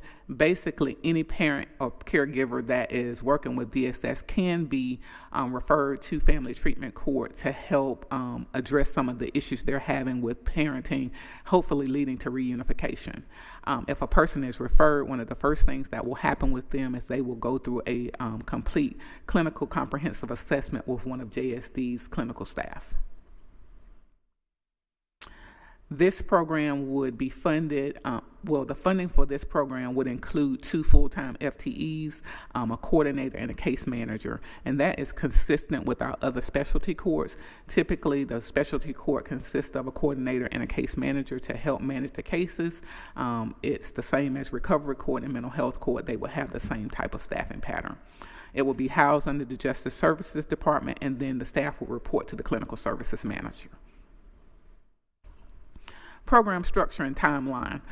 This is a program that is not going to automatically be able to start on day one. It's going to take some upbuild. So we did a 2-year timeline because it's important to note that the first few months it'll be about hiring staff, accepting referrals, working with the partner agencies being DSS and some others, Guardian ad litem, and all of the other court players to really look at how this program should be structured. We will look at some of the historical data on how it was structured in the first iteration. We'll also look at evidence-based practices to see, if there have been any changes in how the court should operate, and then we will try to implement those changes into our structure in rolling out the program. And so we laid out a timeline that goes from now to 2 years forward, and how we lift that up. Some of the goals of the program, and I won't spend a lot of time here, is just to implement a program, collect data, and making sure that we're tracking our outcomes throughout the process. One thing I will note, it says that we will admit 10 unduplicated participants. And some people may say, well, 10 is not a large number with 2 staff people. But what this hope is that although it's 10 participants, we're looking at 10 families, 10 children or more that would be impacted by their parents receiving the structure and support of the court. And so although the numbers are low in the beginning, this is just to start up. And so we wanted to be realistic about the number to serve in that first iteration. Again, we want to do a complete analysis on how it looks at every step. So we will look at what it looks at referral, the numbers being screened, the number that are eligible, and the number that are being admitted throughout, so that if the numbers for whatever reason seem lower than they should be, we have this funnel that we can look at every decision point to make sure that we can address those issues timely, and then go back to either our partner agencies within the court or within DSS to identify where we're missing individuals or where there may be some gaps. We also will put in some mechanisms to track how participants do from engagement to retention to completion and graduation, and then even try to do some follow-up on how that family goes into the reunification process. The budget for Family Treatment Court, we talked about this a few months back, but I just wanted to bring it back to the forefront.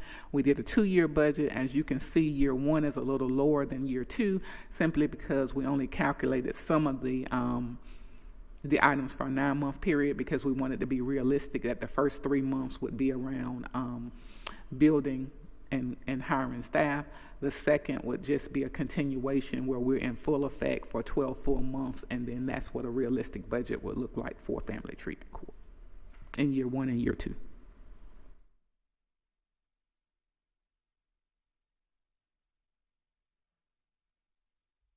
Just to be clear here, the total for both years that you're asking for is $439,582? Yes.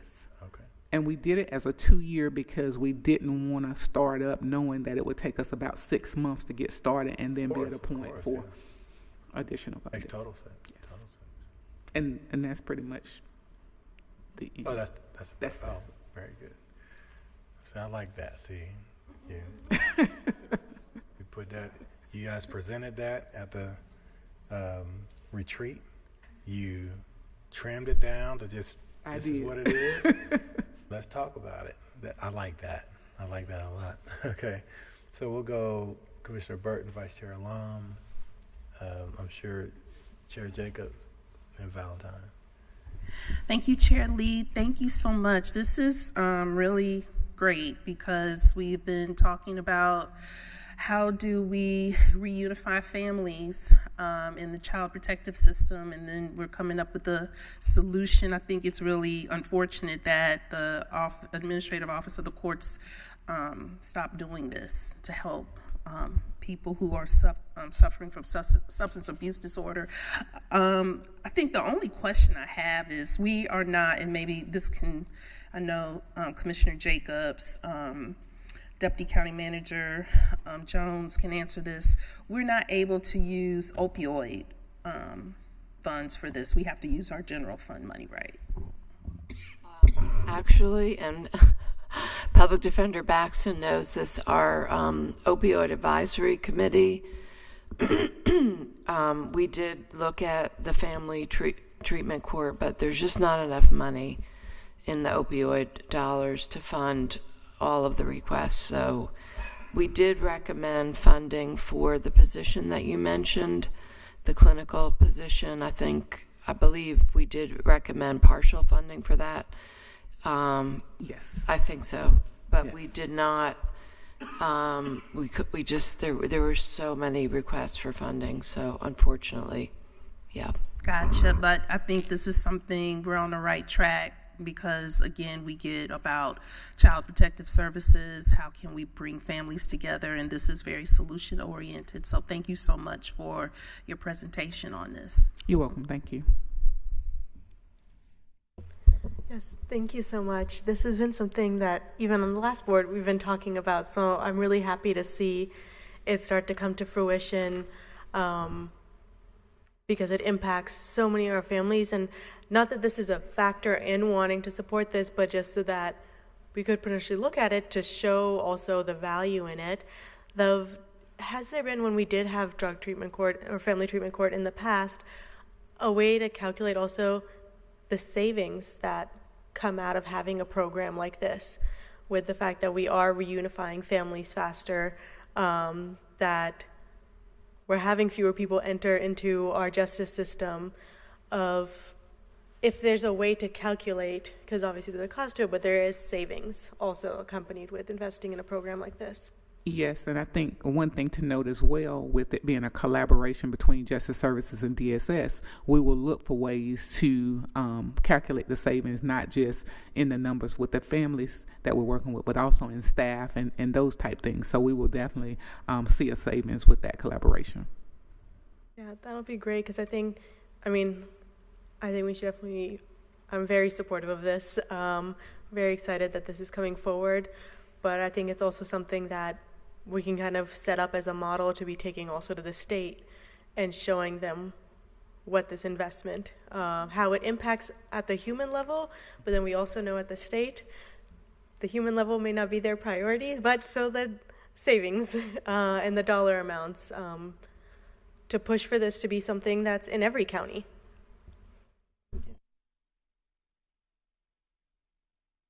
Okay. Yeah. Commissioner Jacobs here.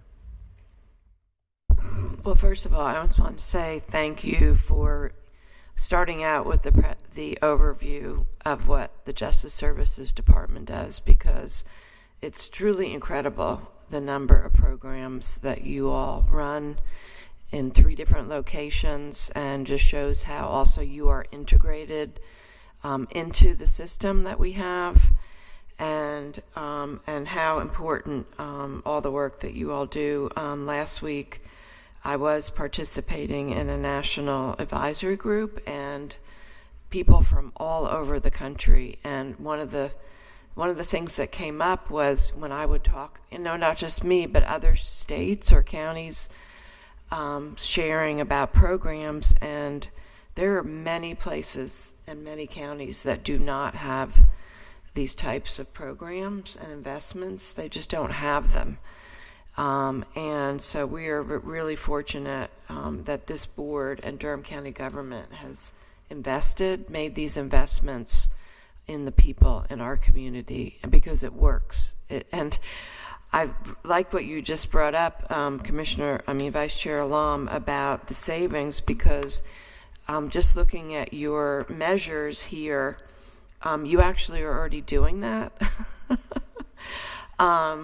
I see that you are providing the savings for the community reentry, the pretrial services. So I feel like you are very capable of coming up with some way of reflecting that. And also, I just want to thank Defender Baxton and Director Clapp. I know also when we had the budget retreat, there was our DA involved and Judge Montgomery Blinn. So this has been an amazing collaborative effort. Thank you to you all for basically developing this program and this plan.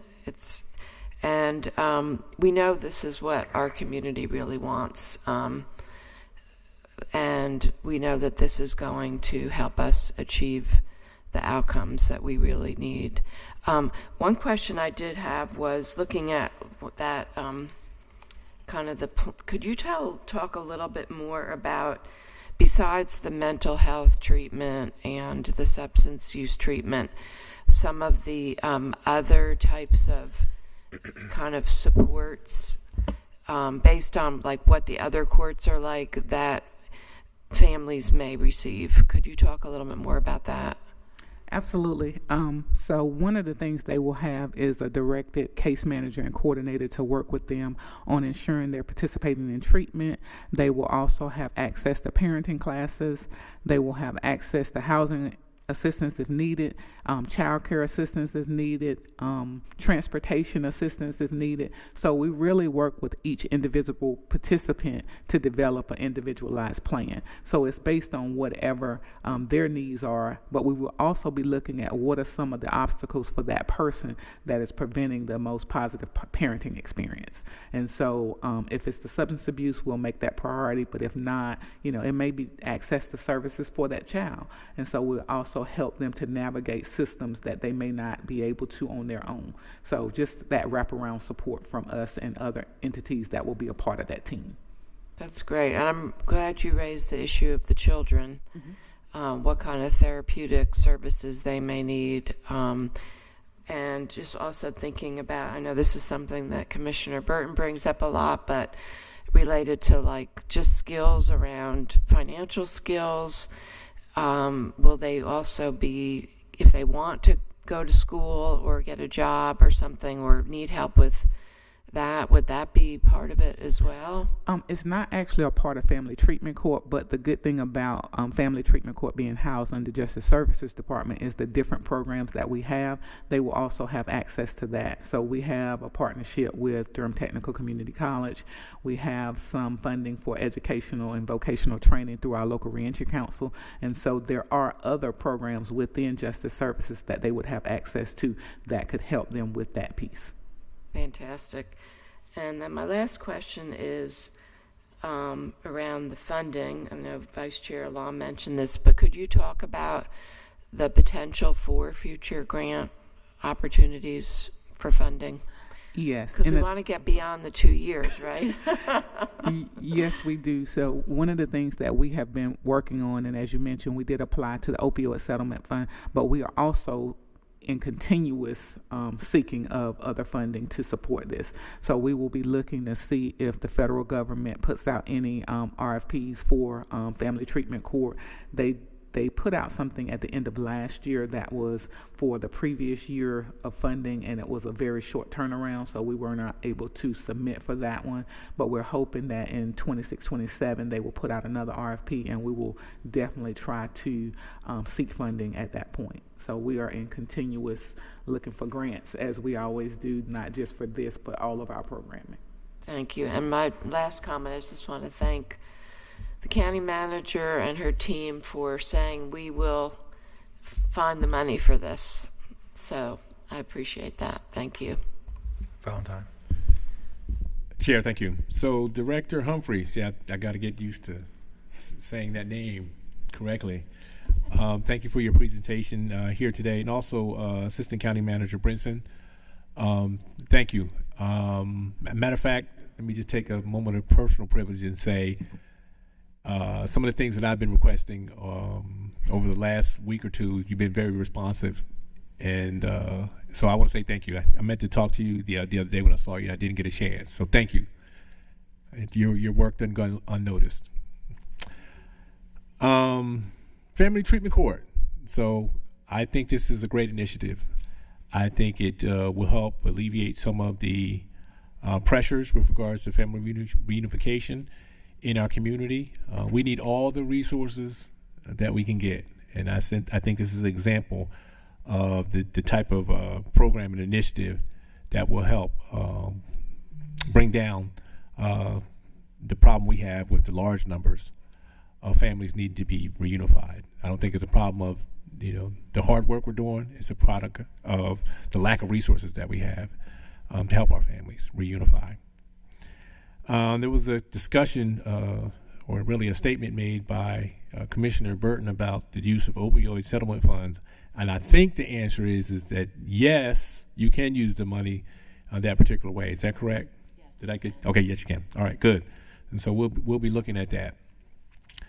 Also, I wasn't at the retreat, but with respect to the judiciary aligning themselves with the program, what was that conversation like? Are you referring to the defunding of the? Not necessarily the funding, but their responsiveness as it relates to this program. They're going to. They are very responsive. So the North Carolina Administrative Office of the Court hosts collaborative meetings with the various types of courts. So we are in contact with them. We are meeting with AOC staff around the development of courts. They have court management specialists that will help you maintain the courts. They just have not dedicated additional funding or new funding for family treatment courts. They have a few around the state. I just don't know that right now that's a priority for the AOC to fund new family treatment courts. And so they're in conversations with us and they support the work. I just don't know that they have the funding to provide to us for this one. Well, with respect to the funding, I mean, we can certainly, provide some pressure through our delegation to see if they can help us out in that regard. But our local judges here, they'll get an opportunity with respect to the adjudications to weigh in, correct? Yes. Okay. That really was the nature of my question. I'm sorry. Yeah. Judge Montgomery Blinn, she wasn't able to be here today, but she was on the work group to pull this together. And so the judiciary here is very supportive. Okay. And my final comment or question is around capacity. You talked about the ability of the initiative to deal with what you describe as families. And so, I mean, the need's going to always be there. Do you have any concerns over at least the initial 2-year period about your capacity and your ability to respond to the need? I don't, because again, this will be a part of the larger justice services programming. So I feel like with the staff that we will hire for this, the 2 staff for that, the staff we have existing through our cognitive behavioral programming, our local reentry council, and then addition, because this is a partnership with DSS staff will also be a part of that team helping with the parenting piece and some other supportive wraparound services. So I think between the 2 departments, I don't have any concerns about capacity. And lastly, Director Humphrey, you have some of your partners here with you today. We have the top defender in the county present, Dawn Baxton, and also the director of DSS, Director Clapp. Did you like to step to the mic and provide some input? I like to bring the heavy hitters with me. So yes, as Roshana said, we have just hired, they're going to be starting next week, a parenting position, and we're going to get them certified in PPP, which is the evidence-based parenting program that the court looks at for this type of family treatment court, and some other evidence-based programs as well. So we can definitely assist with that piece. And of course, anything else that's needed. But yes, Judge Montgomery Blinn is very interested, and I think this is desperately needed for our families because we see this as one of the highest reasons that people, parents are coming into, kids are coming into care. So this is definitely needed. So I have been a champion of this since I've been the public defender. It's obvious to me, I think sometimes it's not understood that even though a lot of parents come into the court system dealing with criminal activity, is also driven by some of the civil aspects, which is how we are also involved. Being the public defender, we represent those parents in that courtroom because they have a constitutional right to a lawyer as well in that courtroom when they're looking at the loss of children. And so it's important to my office that we work and help to lessen the number of parents who are waiting to get their children back. It's way too many on the list waiting for reunification with the lack of resources. And this court, when it was in operation before, helped with reunification sooner rather than later. And I'm of the opinion that if we can get this court working and get the families back sooner together, then I will see less of those persons on my caseload on the criminal side, be it in juvenile court or adult criminal court. And so that's why this court is important to fund. Thank you both for that sort of contextual information. And thank you again, Director Humphrey. And thank you all. I don't have much outside of what my colleagues have said, but I do remember at the retreat, the energy from the commissioners and from everyone in that room around this, it was pretty telling how important it was. And I see this as one of those things that actually, a lot of what we do moves the needles, but this is something that we hear from the community. Obviously, we have people passionate behind it, but it takes time to put something like this in place to actually address the issues that people are talking about. And you all have put together this plan for the family treatment court to actually move that needle and really make the difference that we in Durham County want to make that difference. And so I just deeply appreciate this. I did, before the retreat, I had no idea that we didn't have a family treatment court close or near. And it just seemed like an obvious thing to do. And hearing from Manager Hager and the staff and other board members how important this is clearly a no-brainer. And I hope that I know this is going to succeed first, second year, and I hope that we can make this a permanent thing and, even increase in the future to expand it so that we can really start to make a difference in the lives of those who are impacted, just as impacted, and that's your clientele. Okay, so thank you all very much. I'm really excited about this. I'm really excited. All right. Thank you so much. All right, thank you all for the presentation.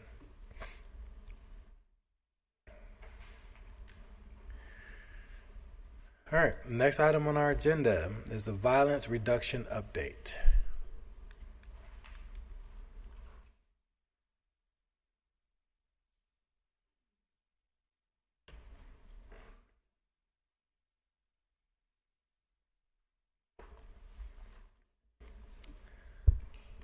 Oh, welcome.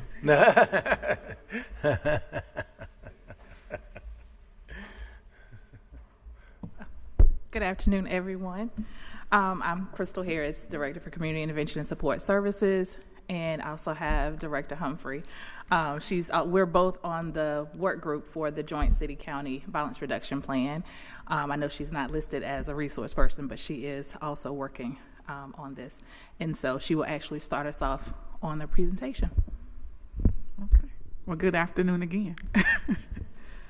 As you can see, I'm involved in several things. One being a very important collaboration between the city and the county, as Director Harris mentioned. And so we wanted to provide this board with an update on what has happened thus far with the city-county violence reduction planning process and where we are and where we are trying to get to. So this first slide talks about where we are and some of the things we have planned based on a three-phased approach. The first phase, which we're currently in, is about shared learning and identifying strategies. We started back in December of last year, meeting together, Director Harris, myself, and Ryan Smith, the Director of Community Safety for the city. So we have been meeting, talking about the needs for the city and the county to come together and some of the things we needed to do. So from that conversation, we talked about the need to engage the community, which we have done, to analyze some of the things that were currently going on, to do some mapping, but to also look at some evidence-based practices around what we're trying to accomplish. Phase 2 of this process will look at planning and implementation, which a timeline for that is going to be this summer. We are planning on a June violence reduction summit that will look at bringing many agencies together with community partners, looking at the resources that are currently out there, and then really drilling down into a precise strategy for Durham. Phase 3 of this process will then be looking at later in the summer and on into the fall of 2026 is what the management structure will look like, because we understand that once we've gathered the data, once we have had the summit, we need to develop what the structure will look like. And structure will be important in some of the later slides you'll hear about. So the core takeaway from this phased approach is around looking at the fact that we're going to be transitioning from phase 1 and 2 into phase 3 after the summit, but we also need to do a major shift in how we have been operating. The next slide talks about kind of what we've done thus far in a little bit more detail and what has come out of that. So we worked with the Vera Institute to really do an analysis of our current ecosystem. What do we have here in Durham? And what came from that is that we are really resource rich, which we talk about all the time. We have a lot of resources here in Durham. One of the things that was missing, though, is that the implementation of these strategies or resources is kind of all over the place. We have no single entity that holds responsibility for the performance of the programming that we provide. And then the coordination also has been fragmented. And so because of that, that's kind of where we are. But some of the things that we have done to address that, or kind of a diagnosis for that, is that because we're resource rich, we need to be better in our execution. So we have hundreds of nonprofits that exist, yet the interventions fail to reach the highest risk or highest need residents here in Durham. We see a lot of duplication across the community in some of the services and efforts.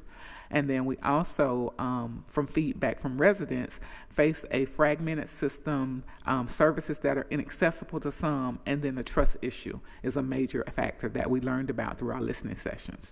So one of the conclusions that was met is that we don't necessarily need more programs, but we need a more coordinated, targeted approach and a management structure that will ensure that the individuals that need the services are able to get those services. So one of the other things that we have done as a part of our research to ensure that as we move forward, we're looking at some evidence-based practices and also some of the things that have been proven to work across the country. So we brought in the University of Maryland Violence Reduction Center. They talked about some strategies around focused deterrence and their CVI approaches, and talked about some cognitive behavioral therapy approaches with us. We also brought in St. Paul. They came in and did a presentation for us that talk about their CVI and GVI approaches and how they had seen major reductions in violence using these strategies. But then we also brought a more local perspective in. We brought the city of Greensboro in, and they talked about how they transformed some of the silos that existed in Greensboro, how their programming, similar to ours, had been disjointed, and how they made major progress around, breaking those silos down, bringing people together to work together, and how, they have been successful in doing that. So it was very important to us as a work group to look at not only what evidence showed, but also to hear from other jurisdictions that have been successful at doing this work. And one of the things they stress to us is that it doesn't have to be one simple approach. There can be multiple strategies to address this problem. And so we were very excited about being able to hear from these partners and also continue to utilize them as a resource for us as we continue this work. So with that, I'll hand it over to Crystal to talk a little bit more about how we move this forward. As Rashana just stated, there are several types of evidence-based interventions that some of our partners that we've spoken to have implemented within their cities. And one thing we really want to kind of to let everybody know is that we're not trying to duplicate what other cities have done. What we're trying to do is look at some of their evidence-based approaches and see what actually works for Durham. So we're looking at Durham's data, we're looking at Durham's resources in our current ecosystem, and seeing how some of these evidence-based approaches could be layered on top of what we already have. And so as Rashana talked about kind of briefly, some of the interventions or strategies involve group violence intervention, which basically is where you're combining your law enforcement, your community voices, as well as your social services. Cognitive behavioral, you're subsidizing jobs. You're giving jobs along with some of those mental health and substance abuse treatments that are out there to help resolve the issue. Place-based strategies, you're looking at your hotspots, your target areas, and kind of policing them and beautifying those. If there are parks that need to be cleaned up, you're doing that. If there are anything like lights that are out, a lot of community residents that we spoke to said, we have some street lights that haven't been fixed in a while, or some sidewalks that have been fixed in our neighborhoods. This is what place-based strategies look like. And then, of course, street outreach, which we are not unfamiliar with, where you utilize credible messengers to help mediate and de-escalate conflicts either while they're happening or prior to happening. So one of the approaches we're kind of wanting to look at is how this is a blueprint for coordinated action. As Rashana mentioned, we have a lot of resources in our community, but there has not been a coordinated effort to look at how we can best serve our highest risk residents in the community. And so if you take a look at the seat is kind of like the project manager, and this person is the one that's kind of holding everything together. They are the convener of different things. That may be some advisory groups. It could be the ones that are hosting the weekly shooting reviews that you may have, but this person is the one that's kind of making sure everyone is where they need to be and holding folks accountable and kind of the collective. Our leg one is our law enforcement. With what we've heard from all the cities is that there is always a place for law enforcement. Even if you utilize some alternative response measures, there's still a place for law enforcement at this table when you're trying to do things as a collective. And so they would work on the targeted deterrence and some of the off-ramps. Our second leg would be our community moral voice. We can't do this without community. We have held over 15 community listening sessions to help engage and learn from our community around what they feel like has worked in the past, what they feel like they need to feel safe in their community. And so you're still going to need those voices as we move forward. We just don't want to hear from them for feedback. We want them to be a part of this plan and have some responsibility and accountability in implementation as well. And then lastly, our third leg is our support and outreach, and that's going to be potentially your violence interrupters and then your social services. One thing we've also learned in these community sessions is that people need things, and in order, we know that kind of poverty is a way for violence. And so if we can make sure that people have their basic needs met, that in turn will help us decrease our violence overall. And so one of the proof points is that when all the legs function together under strong management, our results are dramatic. And so this is Pine Bluff, Arkansas actually used this as part of their approach, and they achieved over 500 days without a juvenile homicide. So as part of laying the foundation for our summit, there's 3 parallel work streams that the summit hopes to be grounded in. Track 1 is our gun violence problem analysis, where we are working with University of Pennsylvania to complete this. They are actually looking at our data, looking at all of the assessments, the task force recommendations. We provided a lot of this to them so they would have a whole picture, not just of work that's being completed now, but things that have been completed in the past as well that will be relevant. And so they're actually, I think they're on site today and tomorrow to actually interview some of the detectives and investigators that have been a part of the homicides and the shootings in our area. And so they're just trying to gather that data to be able to analyze, to say, hey, this is the group that you're looking at. Because we've learned that if we're more targeted and coordinated in our approach, it's really not your whole city. It's really a coordinated part of or targeted area that is seeing the most violence. And so also the specific people, we're looking at demographics and looking at what's the age range that we're seeing. Is it the 35 to 50, or is it our youth that we need to make sure that we're focusing on around our strategies? Track 2 is our targeted community outreach, which we've been doing since November and continue to do. And then track 3 is the 6 key capacity assessment, which we're working with the VRC as well as UPenn to identify. And this is just kind of a brief overview of the establishing your empirical baseline. And as I just stated, UPenn is our partner who is looking at and analyzing our data. The expected reality is that, national data indicates violence is typically hyper-concentrated, like I just explained, and it's a smaller number of individuals. And so that's what they're helping us to identify, is where are our individuals and where are our kind of hot spots. This diagram just kind of shows you the work that we've been doing, the folks that we've been talking to. We actually recently had a community listening group with Durham Public Schools. It was for their vice principals, and their support staff. We got a lot of insight from them, simply because they see the youth on a daily basis, those that do come to school when they do come to school, even those that are not showing up. We had one social worker that said that she went to Bojangles to see one of her students because she knew that student was leaving school to go to work.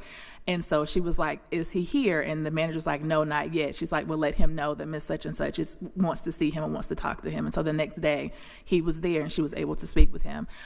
So they gave us a lot of insight on what are some of the gaps, what are some of the needs that they have to be able to address violence within the schools. Our own Project Bill hosted a youth listening session with some of our youth, along with 2 other partner agencies with their youth, and we got a lot of good feedback from the youth as well. Last weekend there was a Justice Involved listening session with Hey Ty Reborn.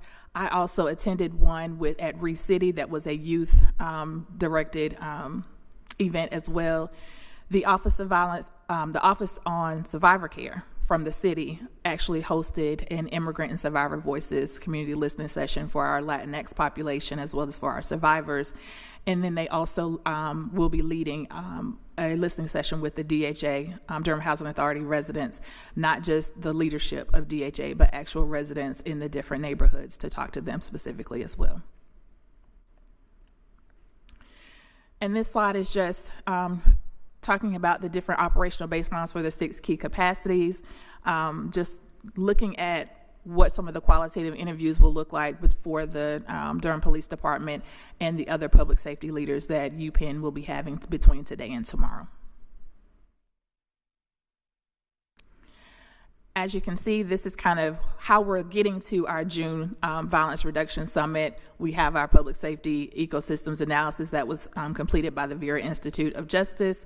We have our lived experience, which is our community listening sessions, and then our national thought leaders, which were the folks that came to talk about the different strategies as well as UPenn and VRC. And so our foundational local data and capacity assessment is currently underway. Once we have the summit, all of the information feedback we receive from our community listening sessions will be gathered by the Duke Bellwether team, who we are working in collaboration with, as well as from the youth sessions that we've had. They will compile everything, and that will be also presented at the youth summit, at the Violence Summit, as well as our problem analysis will be shared at that time as well. So at the summit, we want to just kind of focus on our North Star, and that is to identify and align around a set of evidence-informed strategies that will reduce community violence and begin saving lives within the next year. Our core objective is to jointly understand the nature of our local challenge and then align our operational capacities to meet it. After the summit, what we're hoping to have is that we will have strategy recommendations and an operational roadmap as to how do we get this done. We're looking at some long-term and some short-term goals that we're hoping to be able to implement, like I said, within the next year. We will be working with UPenn to help design our operational management team, which I'll talk about on the next slide. And then our ultimate goal, of course, is translating political will into a sustainable management structure. And so this is what our operational management team will need to look like in order for us to be successful. We would need to implement some daily or weekly shooting reviews, weekly coordination meetings. Again, that will require someone to be the convener, someone that will kind of hold everyone accountable, having biweekly case conferences, and looking at monthly performance reviews, looking at what we're doing well, where are some identifying gaps, what are some things that we need to do. And that can be led by executive leadership to be able to track our progress. And so we can't just pick one strategy. I feel like that's what we've done in the past, is kind of picked 1 or 2 strategies, but I feel like we need to start layering strategies on top of what we already have. We have a lot of good work being done. It's being done in silos. Some are not even nonprofits. It may just be a mom who was a victim of gun violence, losing one of their children, and they are out here in the community doing good work. And so we're wanting to just build some centralized organization and collaboration with our community partners to make sure everyone knows what's going on and has access to those services. And that is our update. All right. Go ahead, Commissioner Burton. Yes, I'm going to have to leave to go to another meeting, but this is really great. I'm excited about this. Thank you so much for this update.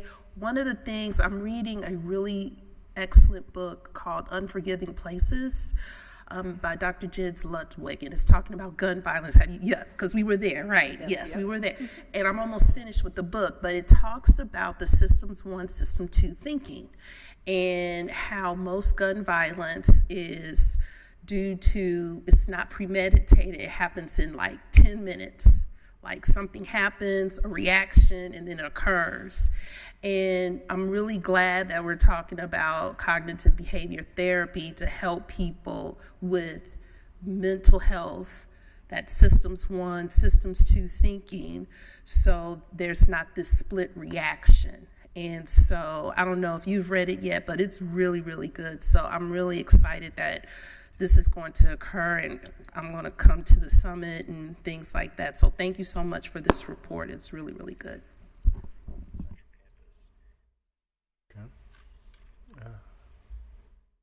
Okay, go ahead. Thank you all so much for this work. And I know how much love and care you guys put into this from all the various presentations we've had from your team over the years. I'm wondering, seeing like looping this in with the previous presentation we had, also like, I'm sure you guys are already planning on this, like with the family treatment court, kind of getting in that step of like when families are going through that process, getting to the young people as early as possible to provide that intervention.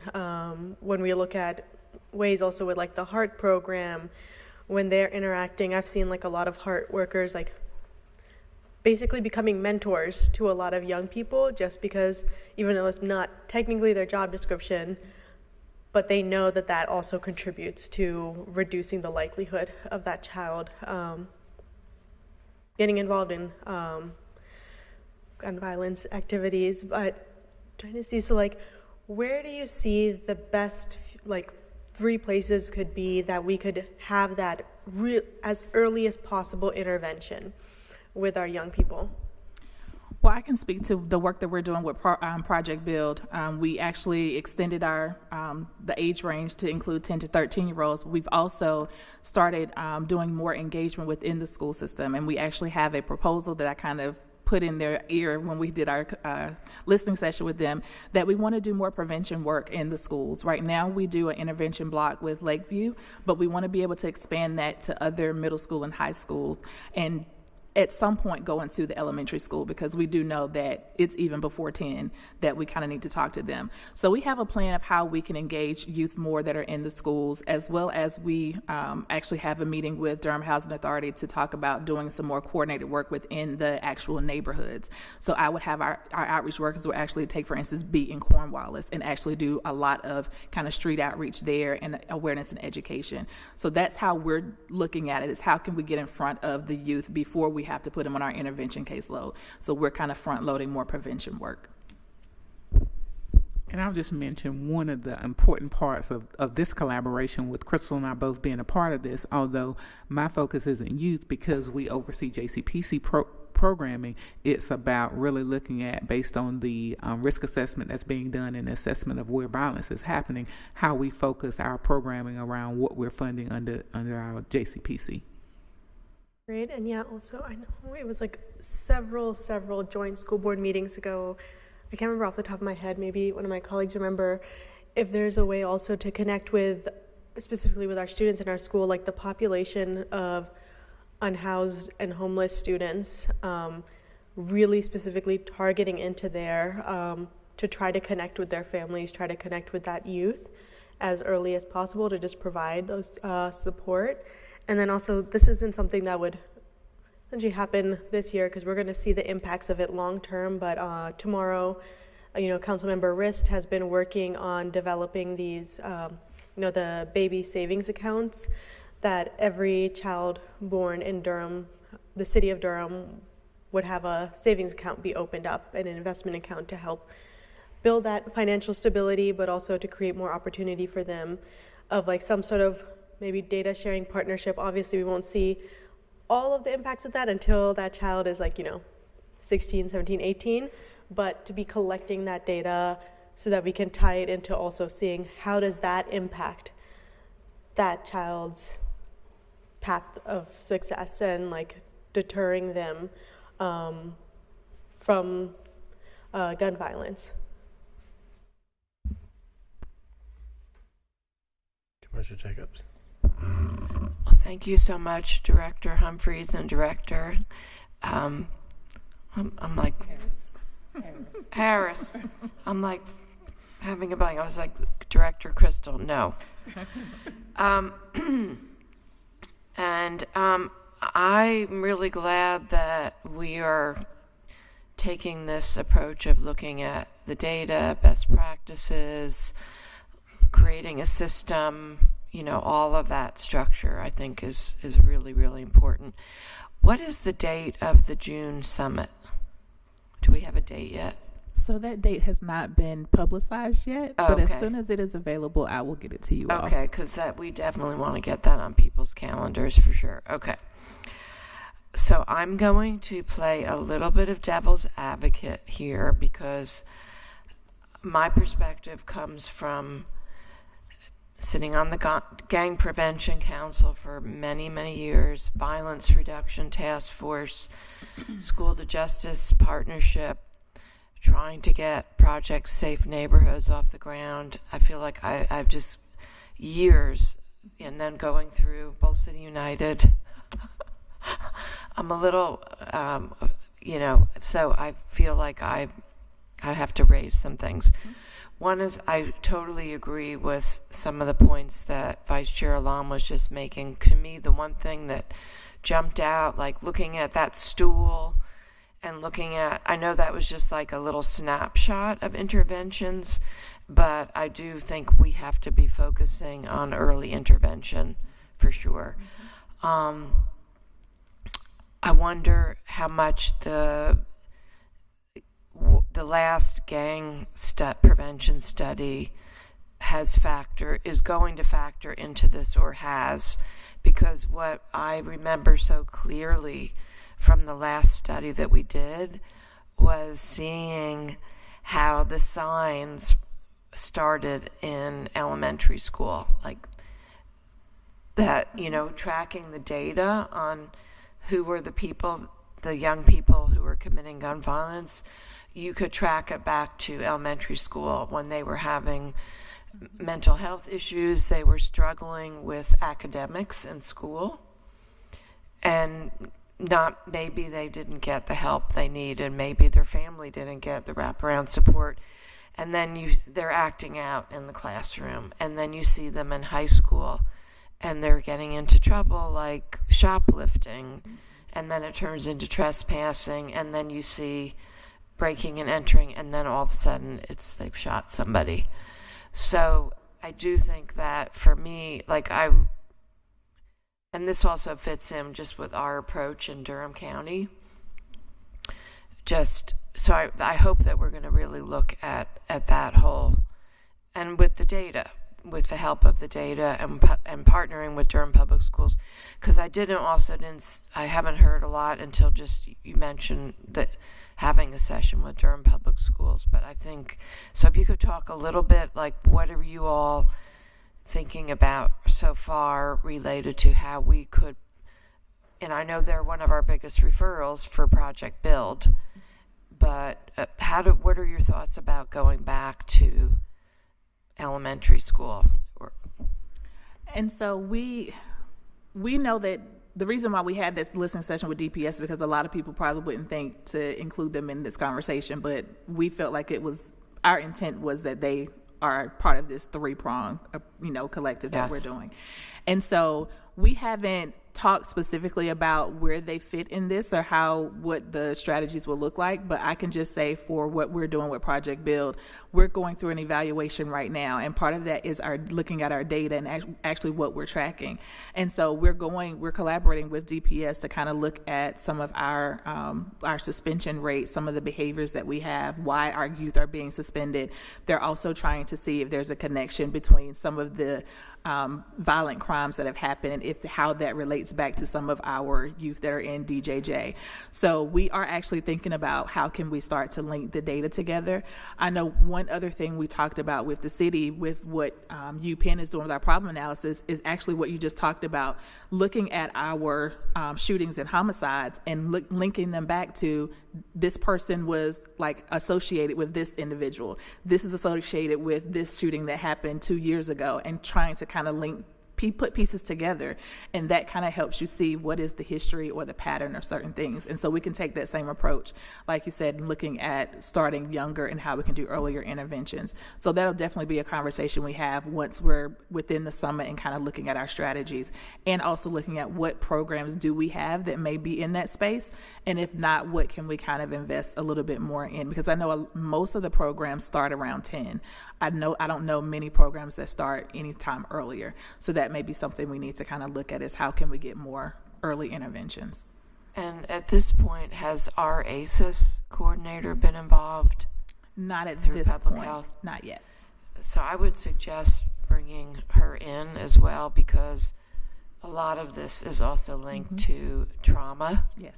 And ACES, and I think that that's going to be also really important. And I also was wondering about domestic violence, because one of our biggest areas of actual gun violence in Durham is domestic violence related. Have that been involved at this point? So it hasn't at this point. A lot of additional stakeholders will be brought into the picture once we have our problem analysis completed. So that's still ongoing. So once we kind of have that and can kind of see what our data shows us, that's kind of going to lead us to who else needs to be a part of this. So the Family Justice Center folks, they and they also run the shelter, because the other thing that the gang study last one showed is like the generational violence. So, children, kids who have parents in jail, that kind of history that kind of repeats itself if you don't have the interventions of things like cognitive behavioral therapy or whatever. Also, I didn't see, have you all had in the discussions talked about social media and bullying, or just the role now that is playing? So we've had those conversations. A lot of things, what we're doing now is kind of foundational to the summit. The work doesn't stop once the summit happens. That's where the work actually starts. And so as we move through, there will be continued conversations around the things that actually impact what we're seeing around gun violence or violence in general.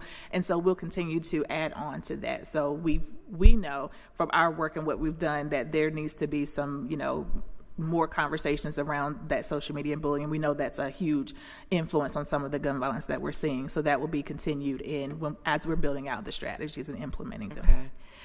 And then related to the whole system, I know one was like law enforcement, and just I have to go back and look at. You have a lot of great graphics. I didn't see anything related to the court system. Again, I know from like very honest conversations that like law enforcement is only one piece of it in terms of like the hammer, okay? Because they only can do so much, right? They're the ones who can, collect the evidence or do the arrest. But then there's the second step, which is the court system.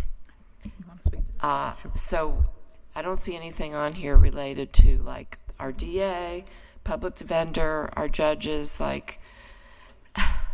Although it's not listed here, one of the things that we've done as we have had the other cities and stakeholders come in to interview our stakeholders, they have been a part of those interviews, and we have had the DA, they actually came in and had, I think, an hour, 2-hour meeting with the district attorney's office and some other players in the courthouse. So although we haven't listed out all the players, we have definitely thought very strategically about who needs to be involved on this front part. And then as Crystal mentioned, once we we finish the data analysis, it will really drive us to say, okay, we need to involve additional players and bring people along as we prepare for the summit and then post-summit. So they have definitely been involved.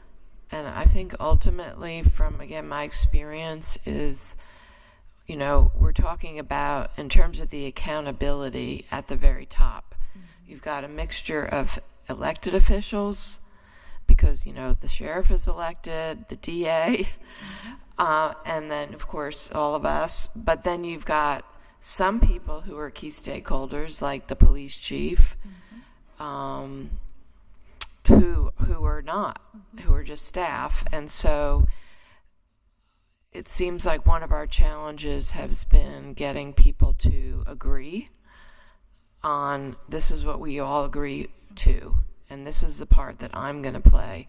And so I think that accountability piece is going to be so key. How do we get agreement? Because if I feel like we have failed in the past, not just because there are silos and not coordinated, but because ultimately people have not really agreed to collaborate. And so whether that takes the form of MOUs or some type of agreements, I really feel like we're going to need that, and then be able to hold each other accountable. Thank you. And you can comment. That's kind of what we kind of started it off, to show the collaboration and the partnership between having city and county as a part of our work group, as well as the former chief, Andrews, on the work as well. Very intentional with that. And so we would just kind of want to show that it does take a collaborative effort, and that partnership is going to be key in all of this. Absolutely. Well, I believe that if we can get, you know, with the right structure and the right accountability, and then the data, and by the way, you know, I see we're bringing in a lot of outside entities, but going forward, I hope we'll think about how to pull in Duke and CCU. They both have programs that are related to these areas to help get them, students, involved with the data collection and analysis. And I believe we can create a system here in Durham. Yes. Thank you. We have them on our and we list. can do this. It is possible. Yes. Thank you for your leadership on this. All right, Commissioner Valentine. Thank you, Chair. Commissioner Jacobs, I think we get to agreement by flexibility and also some compromise in working together. And so I think we can do it. So Director Harris and Humphrey, thank you for this important update. Crime reduction, gun violence in our community was brought home to me here recently by the loss of one of our residents who actually was involved in this critical work. She became a victim to gun violence, which is very sad. And just 2 nights ago, a young man who's graduating from high school here shortly emailed me about the severity of violence in his community. And he asked me, he said, Commissioner Valentine, what are you doing about this? And so the urgency of the situation is now. And so I want to go back to one of the organizations that Vice Chair Lam brought up that I think can play an important role in our plan. So we have all these assets related to HEART out in the community. And so my first question is, are they going to be integrated into this plan? If so, and how? And my second question is, during your briefing, it seemed to be a prevalent theme around credibility. And I think credibility is going to be an important component in how this works with respect to implementing mediators and also utilizing those credible voices that are in our community. And so, who are these mediators? Are we connecting with these credible voices on the front end? And so those are my 2 questions. So if they're going to be a part of it, is going to be what we meaning folks in this space, everyone in this room, in the June summit. So the work group is not developing the plan or making the decisions. It's those that will be participating in the June summit that will be making that plan and deciding what we're going to do to implement and the strategies we're going to implement moving forward. And so that does include, of course, our city and county leadership, our sheriff, his office, DPD, chief of police, our DA. We also have several community partners and community residents that will be included in this summit to move forward. So if they're going to be a part of it, it's that's going to be up to everyone in that space on how and if they're going to be a part of that implementation. So I guess my question then is that are we already in the process of reaching out to those individuals? Because we know who some of them are. Yes. Right? Okay. Yes. All right. Definitely. We've had a lot of conversations. I actually have this as a part of my department's performance management, all of the work that we're doing for this. And so we've had, since November, I believe, we've had over 60 meetings about this and over 24 actual listening sessions about it. We've hosted these 24 events. So we've talked to a lot of people, we've invited a lot of people, and we've also had people understand that although you're not a part of this piece of it, you're going to have a role and to play a part in the next piece of it. Chair, that's all I have. Thank you so much. Okay. And Directors Harris and Humphrey, I really appreciate you all. I did have a couple questions clarifying now. This program, this is in coordination with the city, right? This is the same program there. I just wanted to be clear about that we're working together with the city.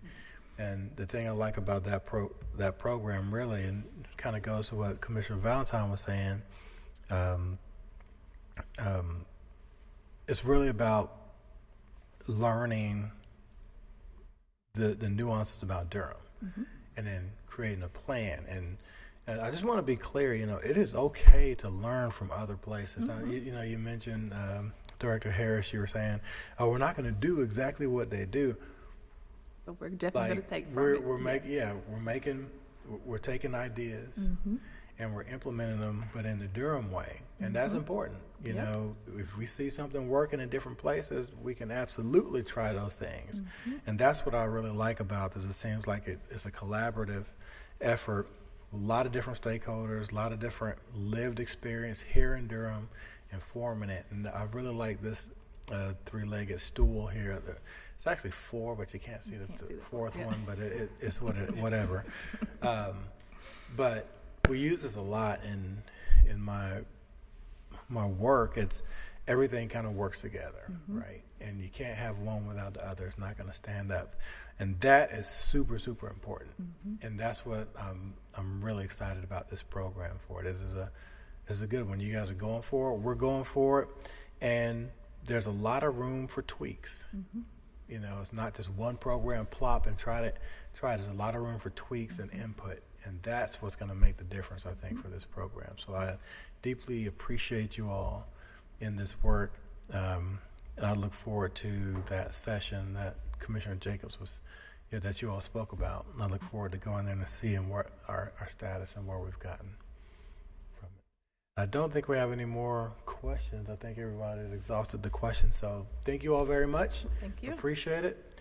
And again, I appreciate the brevity of that. It's the overview, and we got to the discussion. I appreciate that. All right. The last item that we have on our agenda outside of board discussion is sewer utility. It's a fee increase.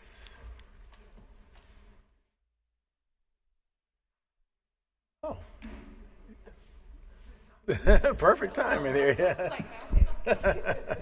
I'm just trying out different chairs throughout the entire room today. So give us a report on that. Yes, you're doing a good job. Thank you, sir. All right. Chair Lee, Commissioners, I'm Reese Jones, Deputy County Manager for External Affairs. We're going to spend a little time with you this afternoon discussing the Sewer Utility Enterprise Fund and our recommendations for next year and beyond. Information on the fund can be found in section 14.1 of your budget book. This fund exists to support the Triangle Wastewater Treatment Plant and the infrastructure that is needed to ensure the effective and efficient operations associated with the plant, including all the pipes and pump stations and equipment and people that make our system work.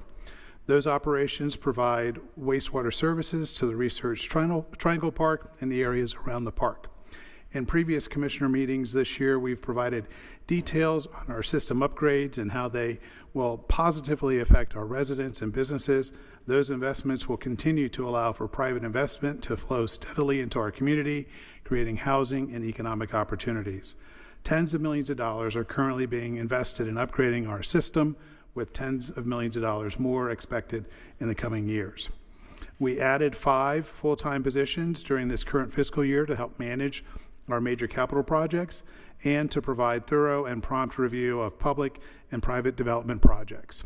We are proposing a 10% increase in the rates for this fund to help bring in the revenue necessary to support our growing number of capital projects and to fund the debt service needed to pay off the bonds associated with these projects. I will now turn over the presentation to Jay Gibson, the Director of Engineering and Environmental Sustainability. Mr. Gibson. Good afternoon, Commissioners. We're very pleased to be here. We've kept it very informal, recognizing you've already had a long afternoon. So we, based on the recent presentation to you at the work session, and for those of you whose schedule allowed you to join us at the plant 6 to 8 weeks ago for the tour, felt you had a pretty good overview and briefing on that. So we're going to forego a formal video presentation and had planned to tell you, in the words of former presidents, we'd have a fireside chat with you today. However, when it's 100 degrees outside, that seems a little bit inappropriate to say fireside chat. So we'll just have a conversation today. The sewer use fee is proposed to increase because our operational and capital costs continue to increase significantly. We're seeing also a lot of market volatility due to tariffs, petroleum costs, energy costs, labor costs. And as the sewer use fees are the foundational unit of revenue for this utility, we must keep pace with the actual cost of operating, maintaining, and replacing the system while also maintaining strong coverage ratios. The utility is effectively a private business with public owners, our board, our citizens, our county. And so it has to support itself. We also have aging infrastructure not yet in the capital plan that's not slated for replacement, but must be maintained to keep it in good operational status. The increase is being based on projections in part derived from our comprehensive rate study completed about 15 months ago by Raftellus Financial Advisors, a highly respected utility financial consultant in conjunction with our engineering leadership team. That indicated about an 8 to 9% increase, 7, 8, 9% increase. Obviously, that was prior to seeing the energy cost spikes, some of the additional tariffs and things, and so we came down in the 10% space. Our utility also continues to see the same inflationary pressures as other county units, and indeed ourselves, with more expense on all fronts.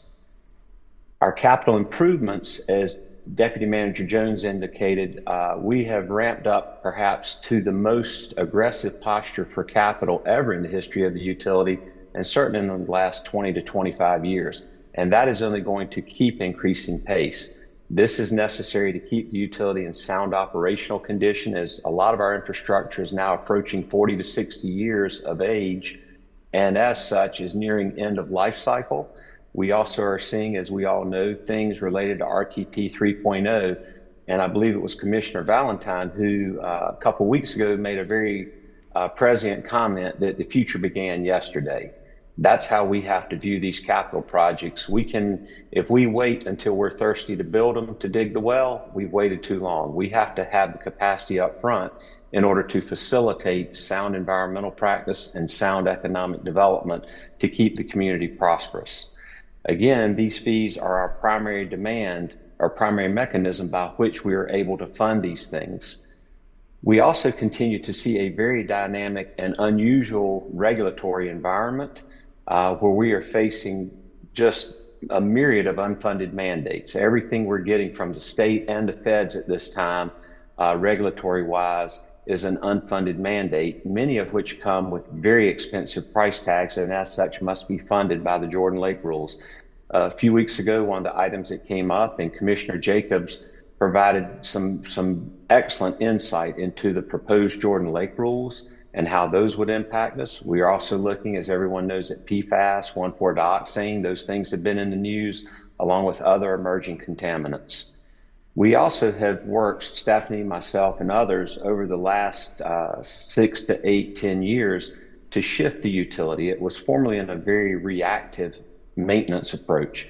That doesn't work. Waiting until it breaks to fix it is not good business.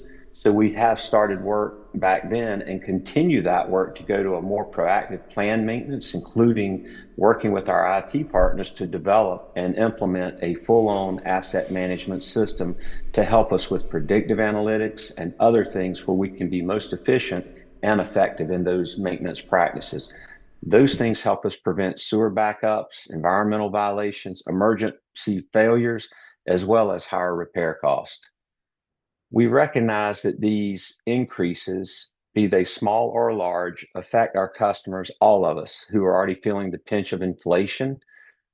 Our program of planned annual user fee increases really are a more sustainable approach financially, and our user base, as we talk to folks through the RTP and our which is our primary service area, are very clear with us and have been over the last 10, 15, 20 years. They much prefer planned annual increases because they can in turn build it into their business pro forma rather than artificially holding rates low and then having a rate shock of 30, 40, 50% as some utilities do all at once. So we're taking a more holistic and thoughtful approach that considers current operational, current capital, and planned capital needs and working to fund that in a way that one gives us an excellent shot at high ratings, A, AAA, things like that. So when we go out for debt service to help with part of these needs, capital needs, we will get the best possible borrowing rates and therefore lower costs to our customers overall, as well as maintaining a strong, financially sound utility able to weather whatever unforeseen storms come. One of the final things with wastewater is that it's sort of an out of sight, out of mind type infrastructure. You kind of don't know it's there until something goes wrong. However, investing now protects our public health, our environmental quality, our economic development, and it also protects our future ratepayers from having larger financial burdens later and continues to best position Durham County for sustained, thoughtful community economic growth and benefits. As a comparative, City of Durham is proposing a 12% increase this year, City of Greensboro an 11% increase, and some of our other utilities, Cary, Raleigh, and whatnot, are more like in the 3 to 5% range. So Durham County is positioned sort of in the middle where we have been for years to maintain our competitive advantage while also ensuring we keep ourselves fiscally strong and sound. And we appreciate that and would be glad to entertain any questions or comments you may have for us. Okay. Commissioners? No? And look at there. You such an awesome job explaining and describing what it is, what you need, what we need, and the importance of it. I don't see any questions from our commissioners. Thank you, Mr. Gibson. Yeah. Thank you very much. Nothing? Okay. All right. Well, I mean, I think the tour that you all gave us of the wastewater plant down, that was a wastewater plant, right? That we went, just showed the importance of, what we do. And I think what you mentioned, that it's one of those things you don't really notice it till it goes wrong. And then it's really bad, right? I really like the capacity, what you're talking about as far as capacity. We, as commissioners, we don't have the luxury of just looking at what's right in front of our noses. We have to, no matter what the community says, oh, we got to do this right now, we got to do this, we need this. We have to look at the future and what it is that we need to do. And that goes with like land banking, that goes with other infrastructure and everything, data centers. We're not going to touch that right now. But it's something that we have to do, and we have to take seriously what the future looks like. And this is one of those this is one of those things that we need to do to protect the future of Durham County. And so I deeply appreciate this presentation and this information you shared. We have to make sure that we're telling our community about this. When you drive past that down 54, know what you're looking at. Know the importance of it. When you see the construction of like the lift stations and all that kind of thing, know what it is and why it's important that we're spending money on that. Okay? But thank you all very much for this presentation. We really appreciate it. Thank you. We appreciate the opportunity. Thank you. All right. That was the last thing on the discussion items. Do we have any board discussion that we wanted to have for today? Yes. Just wanted to ask, will we be receiving any sort of update on our, the city is putting forward money for the homeless strategic plan? And if we're going to receive an update on like the county side of what funding we're going to be putting into that, and also specifically, because I know from the city side, their priority isn't the day shelter, it's the strategic plan. And how much have we set aside in our capital improvement plan for the day shelter?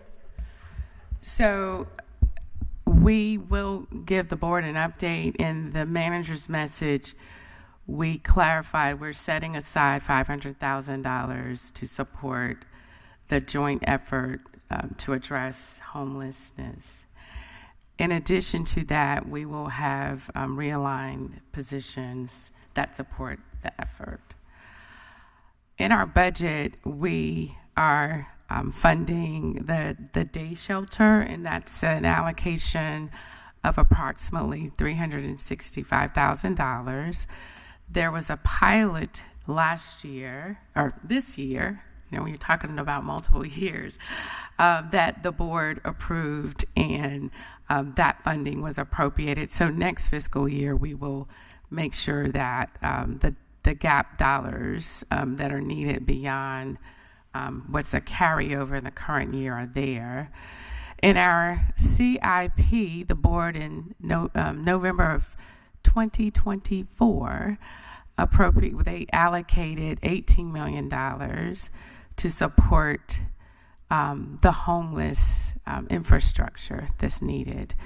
There was a request at that time to look at infrastructure investments that were higher than that number, and one that we as staff could not recommend supporting at that level, nor did the board see that they could, but they made it as a placeholder to show the importance and the seriousness there was to support that effort, noting that we needed partners to come to the table, and we knew the partners are there and know they are there, but that investment is also in the plan. Has that investment already moved out of fund balance, or it's on a spreadsheet, but it's not? So that is in our capital improvement plan. So we will not move forward with it. That's only a portion amount of what's needed for an overall project. Yeah. And we would finance that. So until it moves forward with some clarity about scope, process, we don't appropriate the dollars. And that's just, we wanted to make sure, though, as we do long-term planning, that the placeholder was there, because there's so many competing priorities. And so that was the approach that was addressed, but I don't want us to lose sight, because it was a larger amount that was requested. Due to our current fiscal situation, we knew we could do initially the $500,000. As we worked through the year, through other realignments, we would continue to partner, but we also did not come prepared to talk about the other investments that we do, but there is a significant amount of direct and indirect support that the county does already.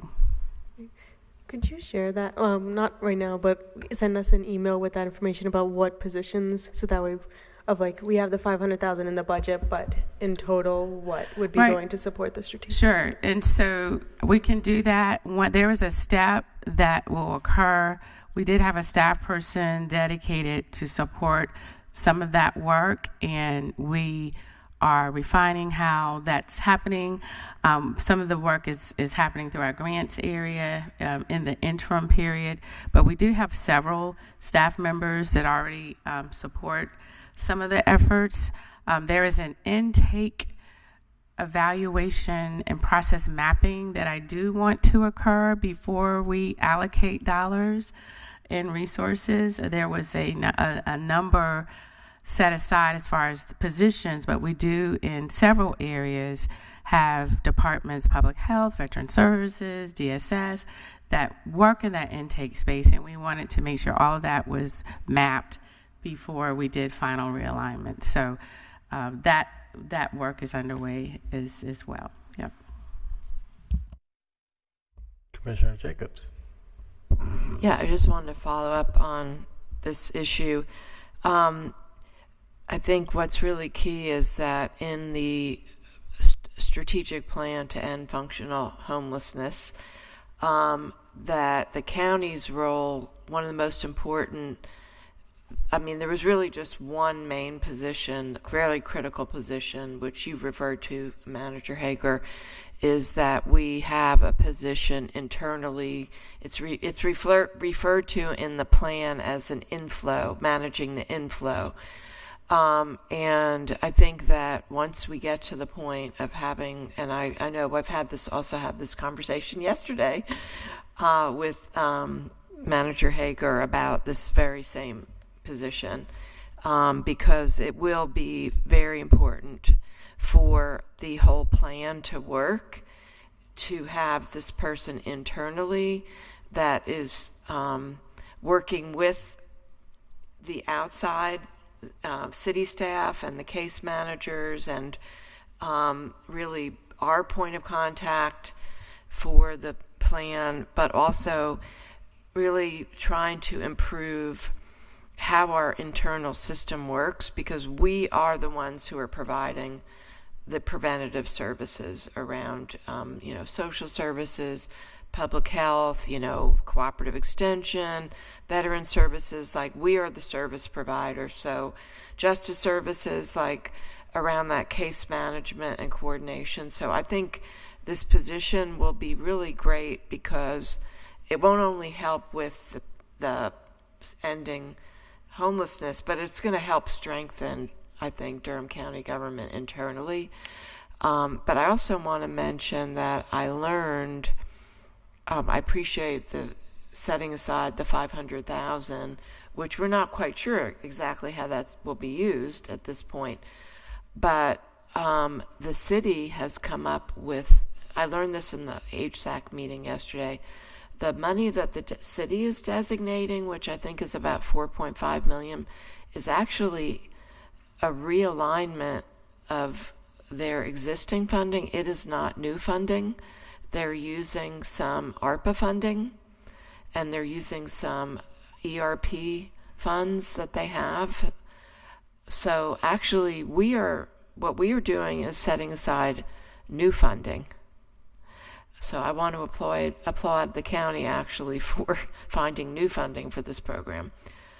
And then related to the $18 million that we've set aside for capital, I think that's really key, because that $18 million was related to what comes next with the homeless shelter.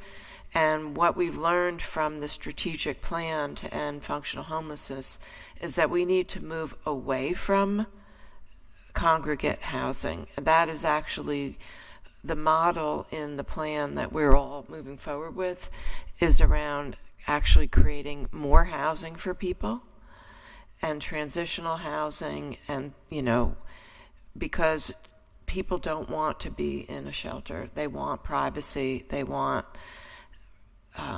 have a sense of self-respect. And so I think that $18 million is probably going to end up needing to be rethought about, and will be very critical when we need kind of gap funding and funding for implementing the new plan, which is going to require housing to transition people out of homelessness. So it's fantastic that we have that in our capital plan.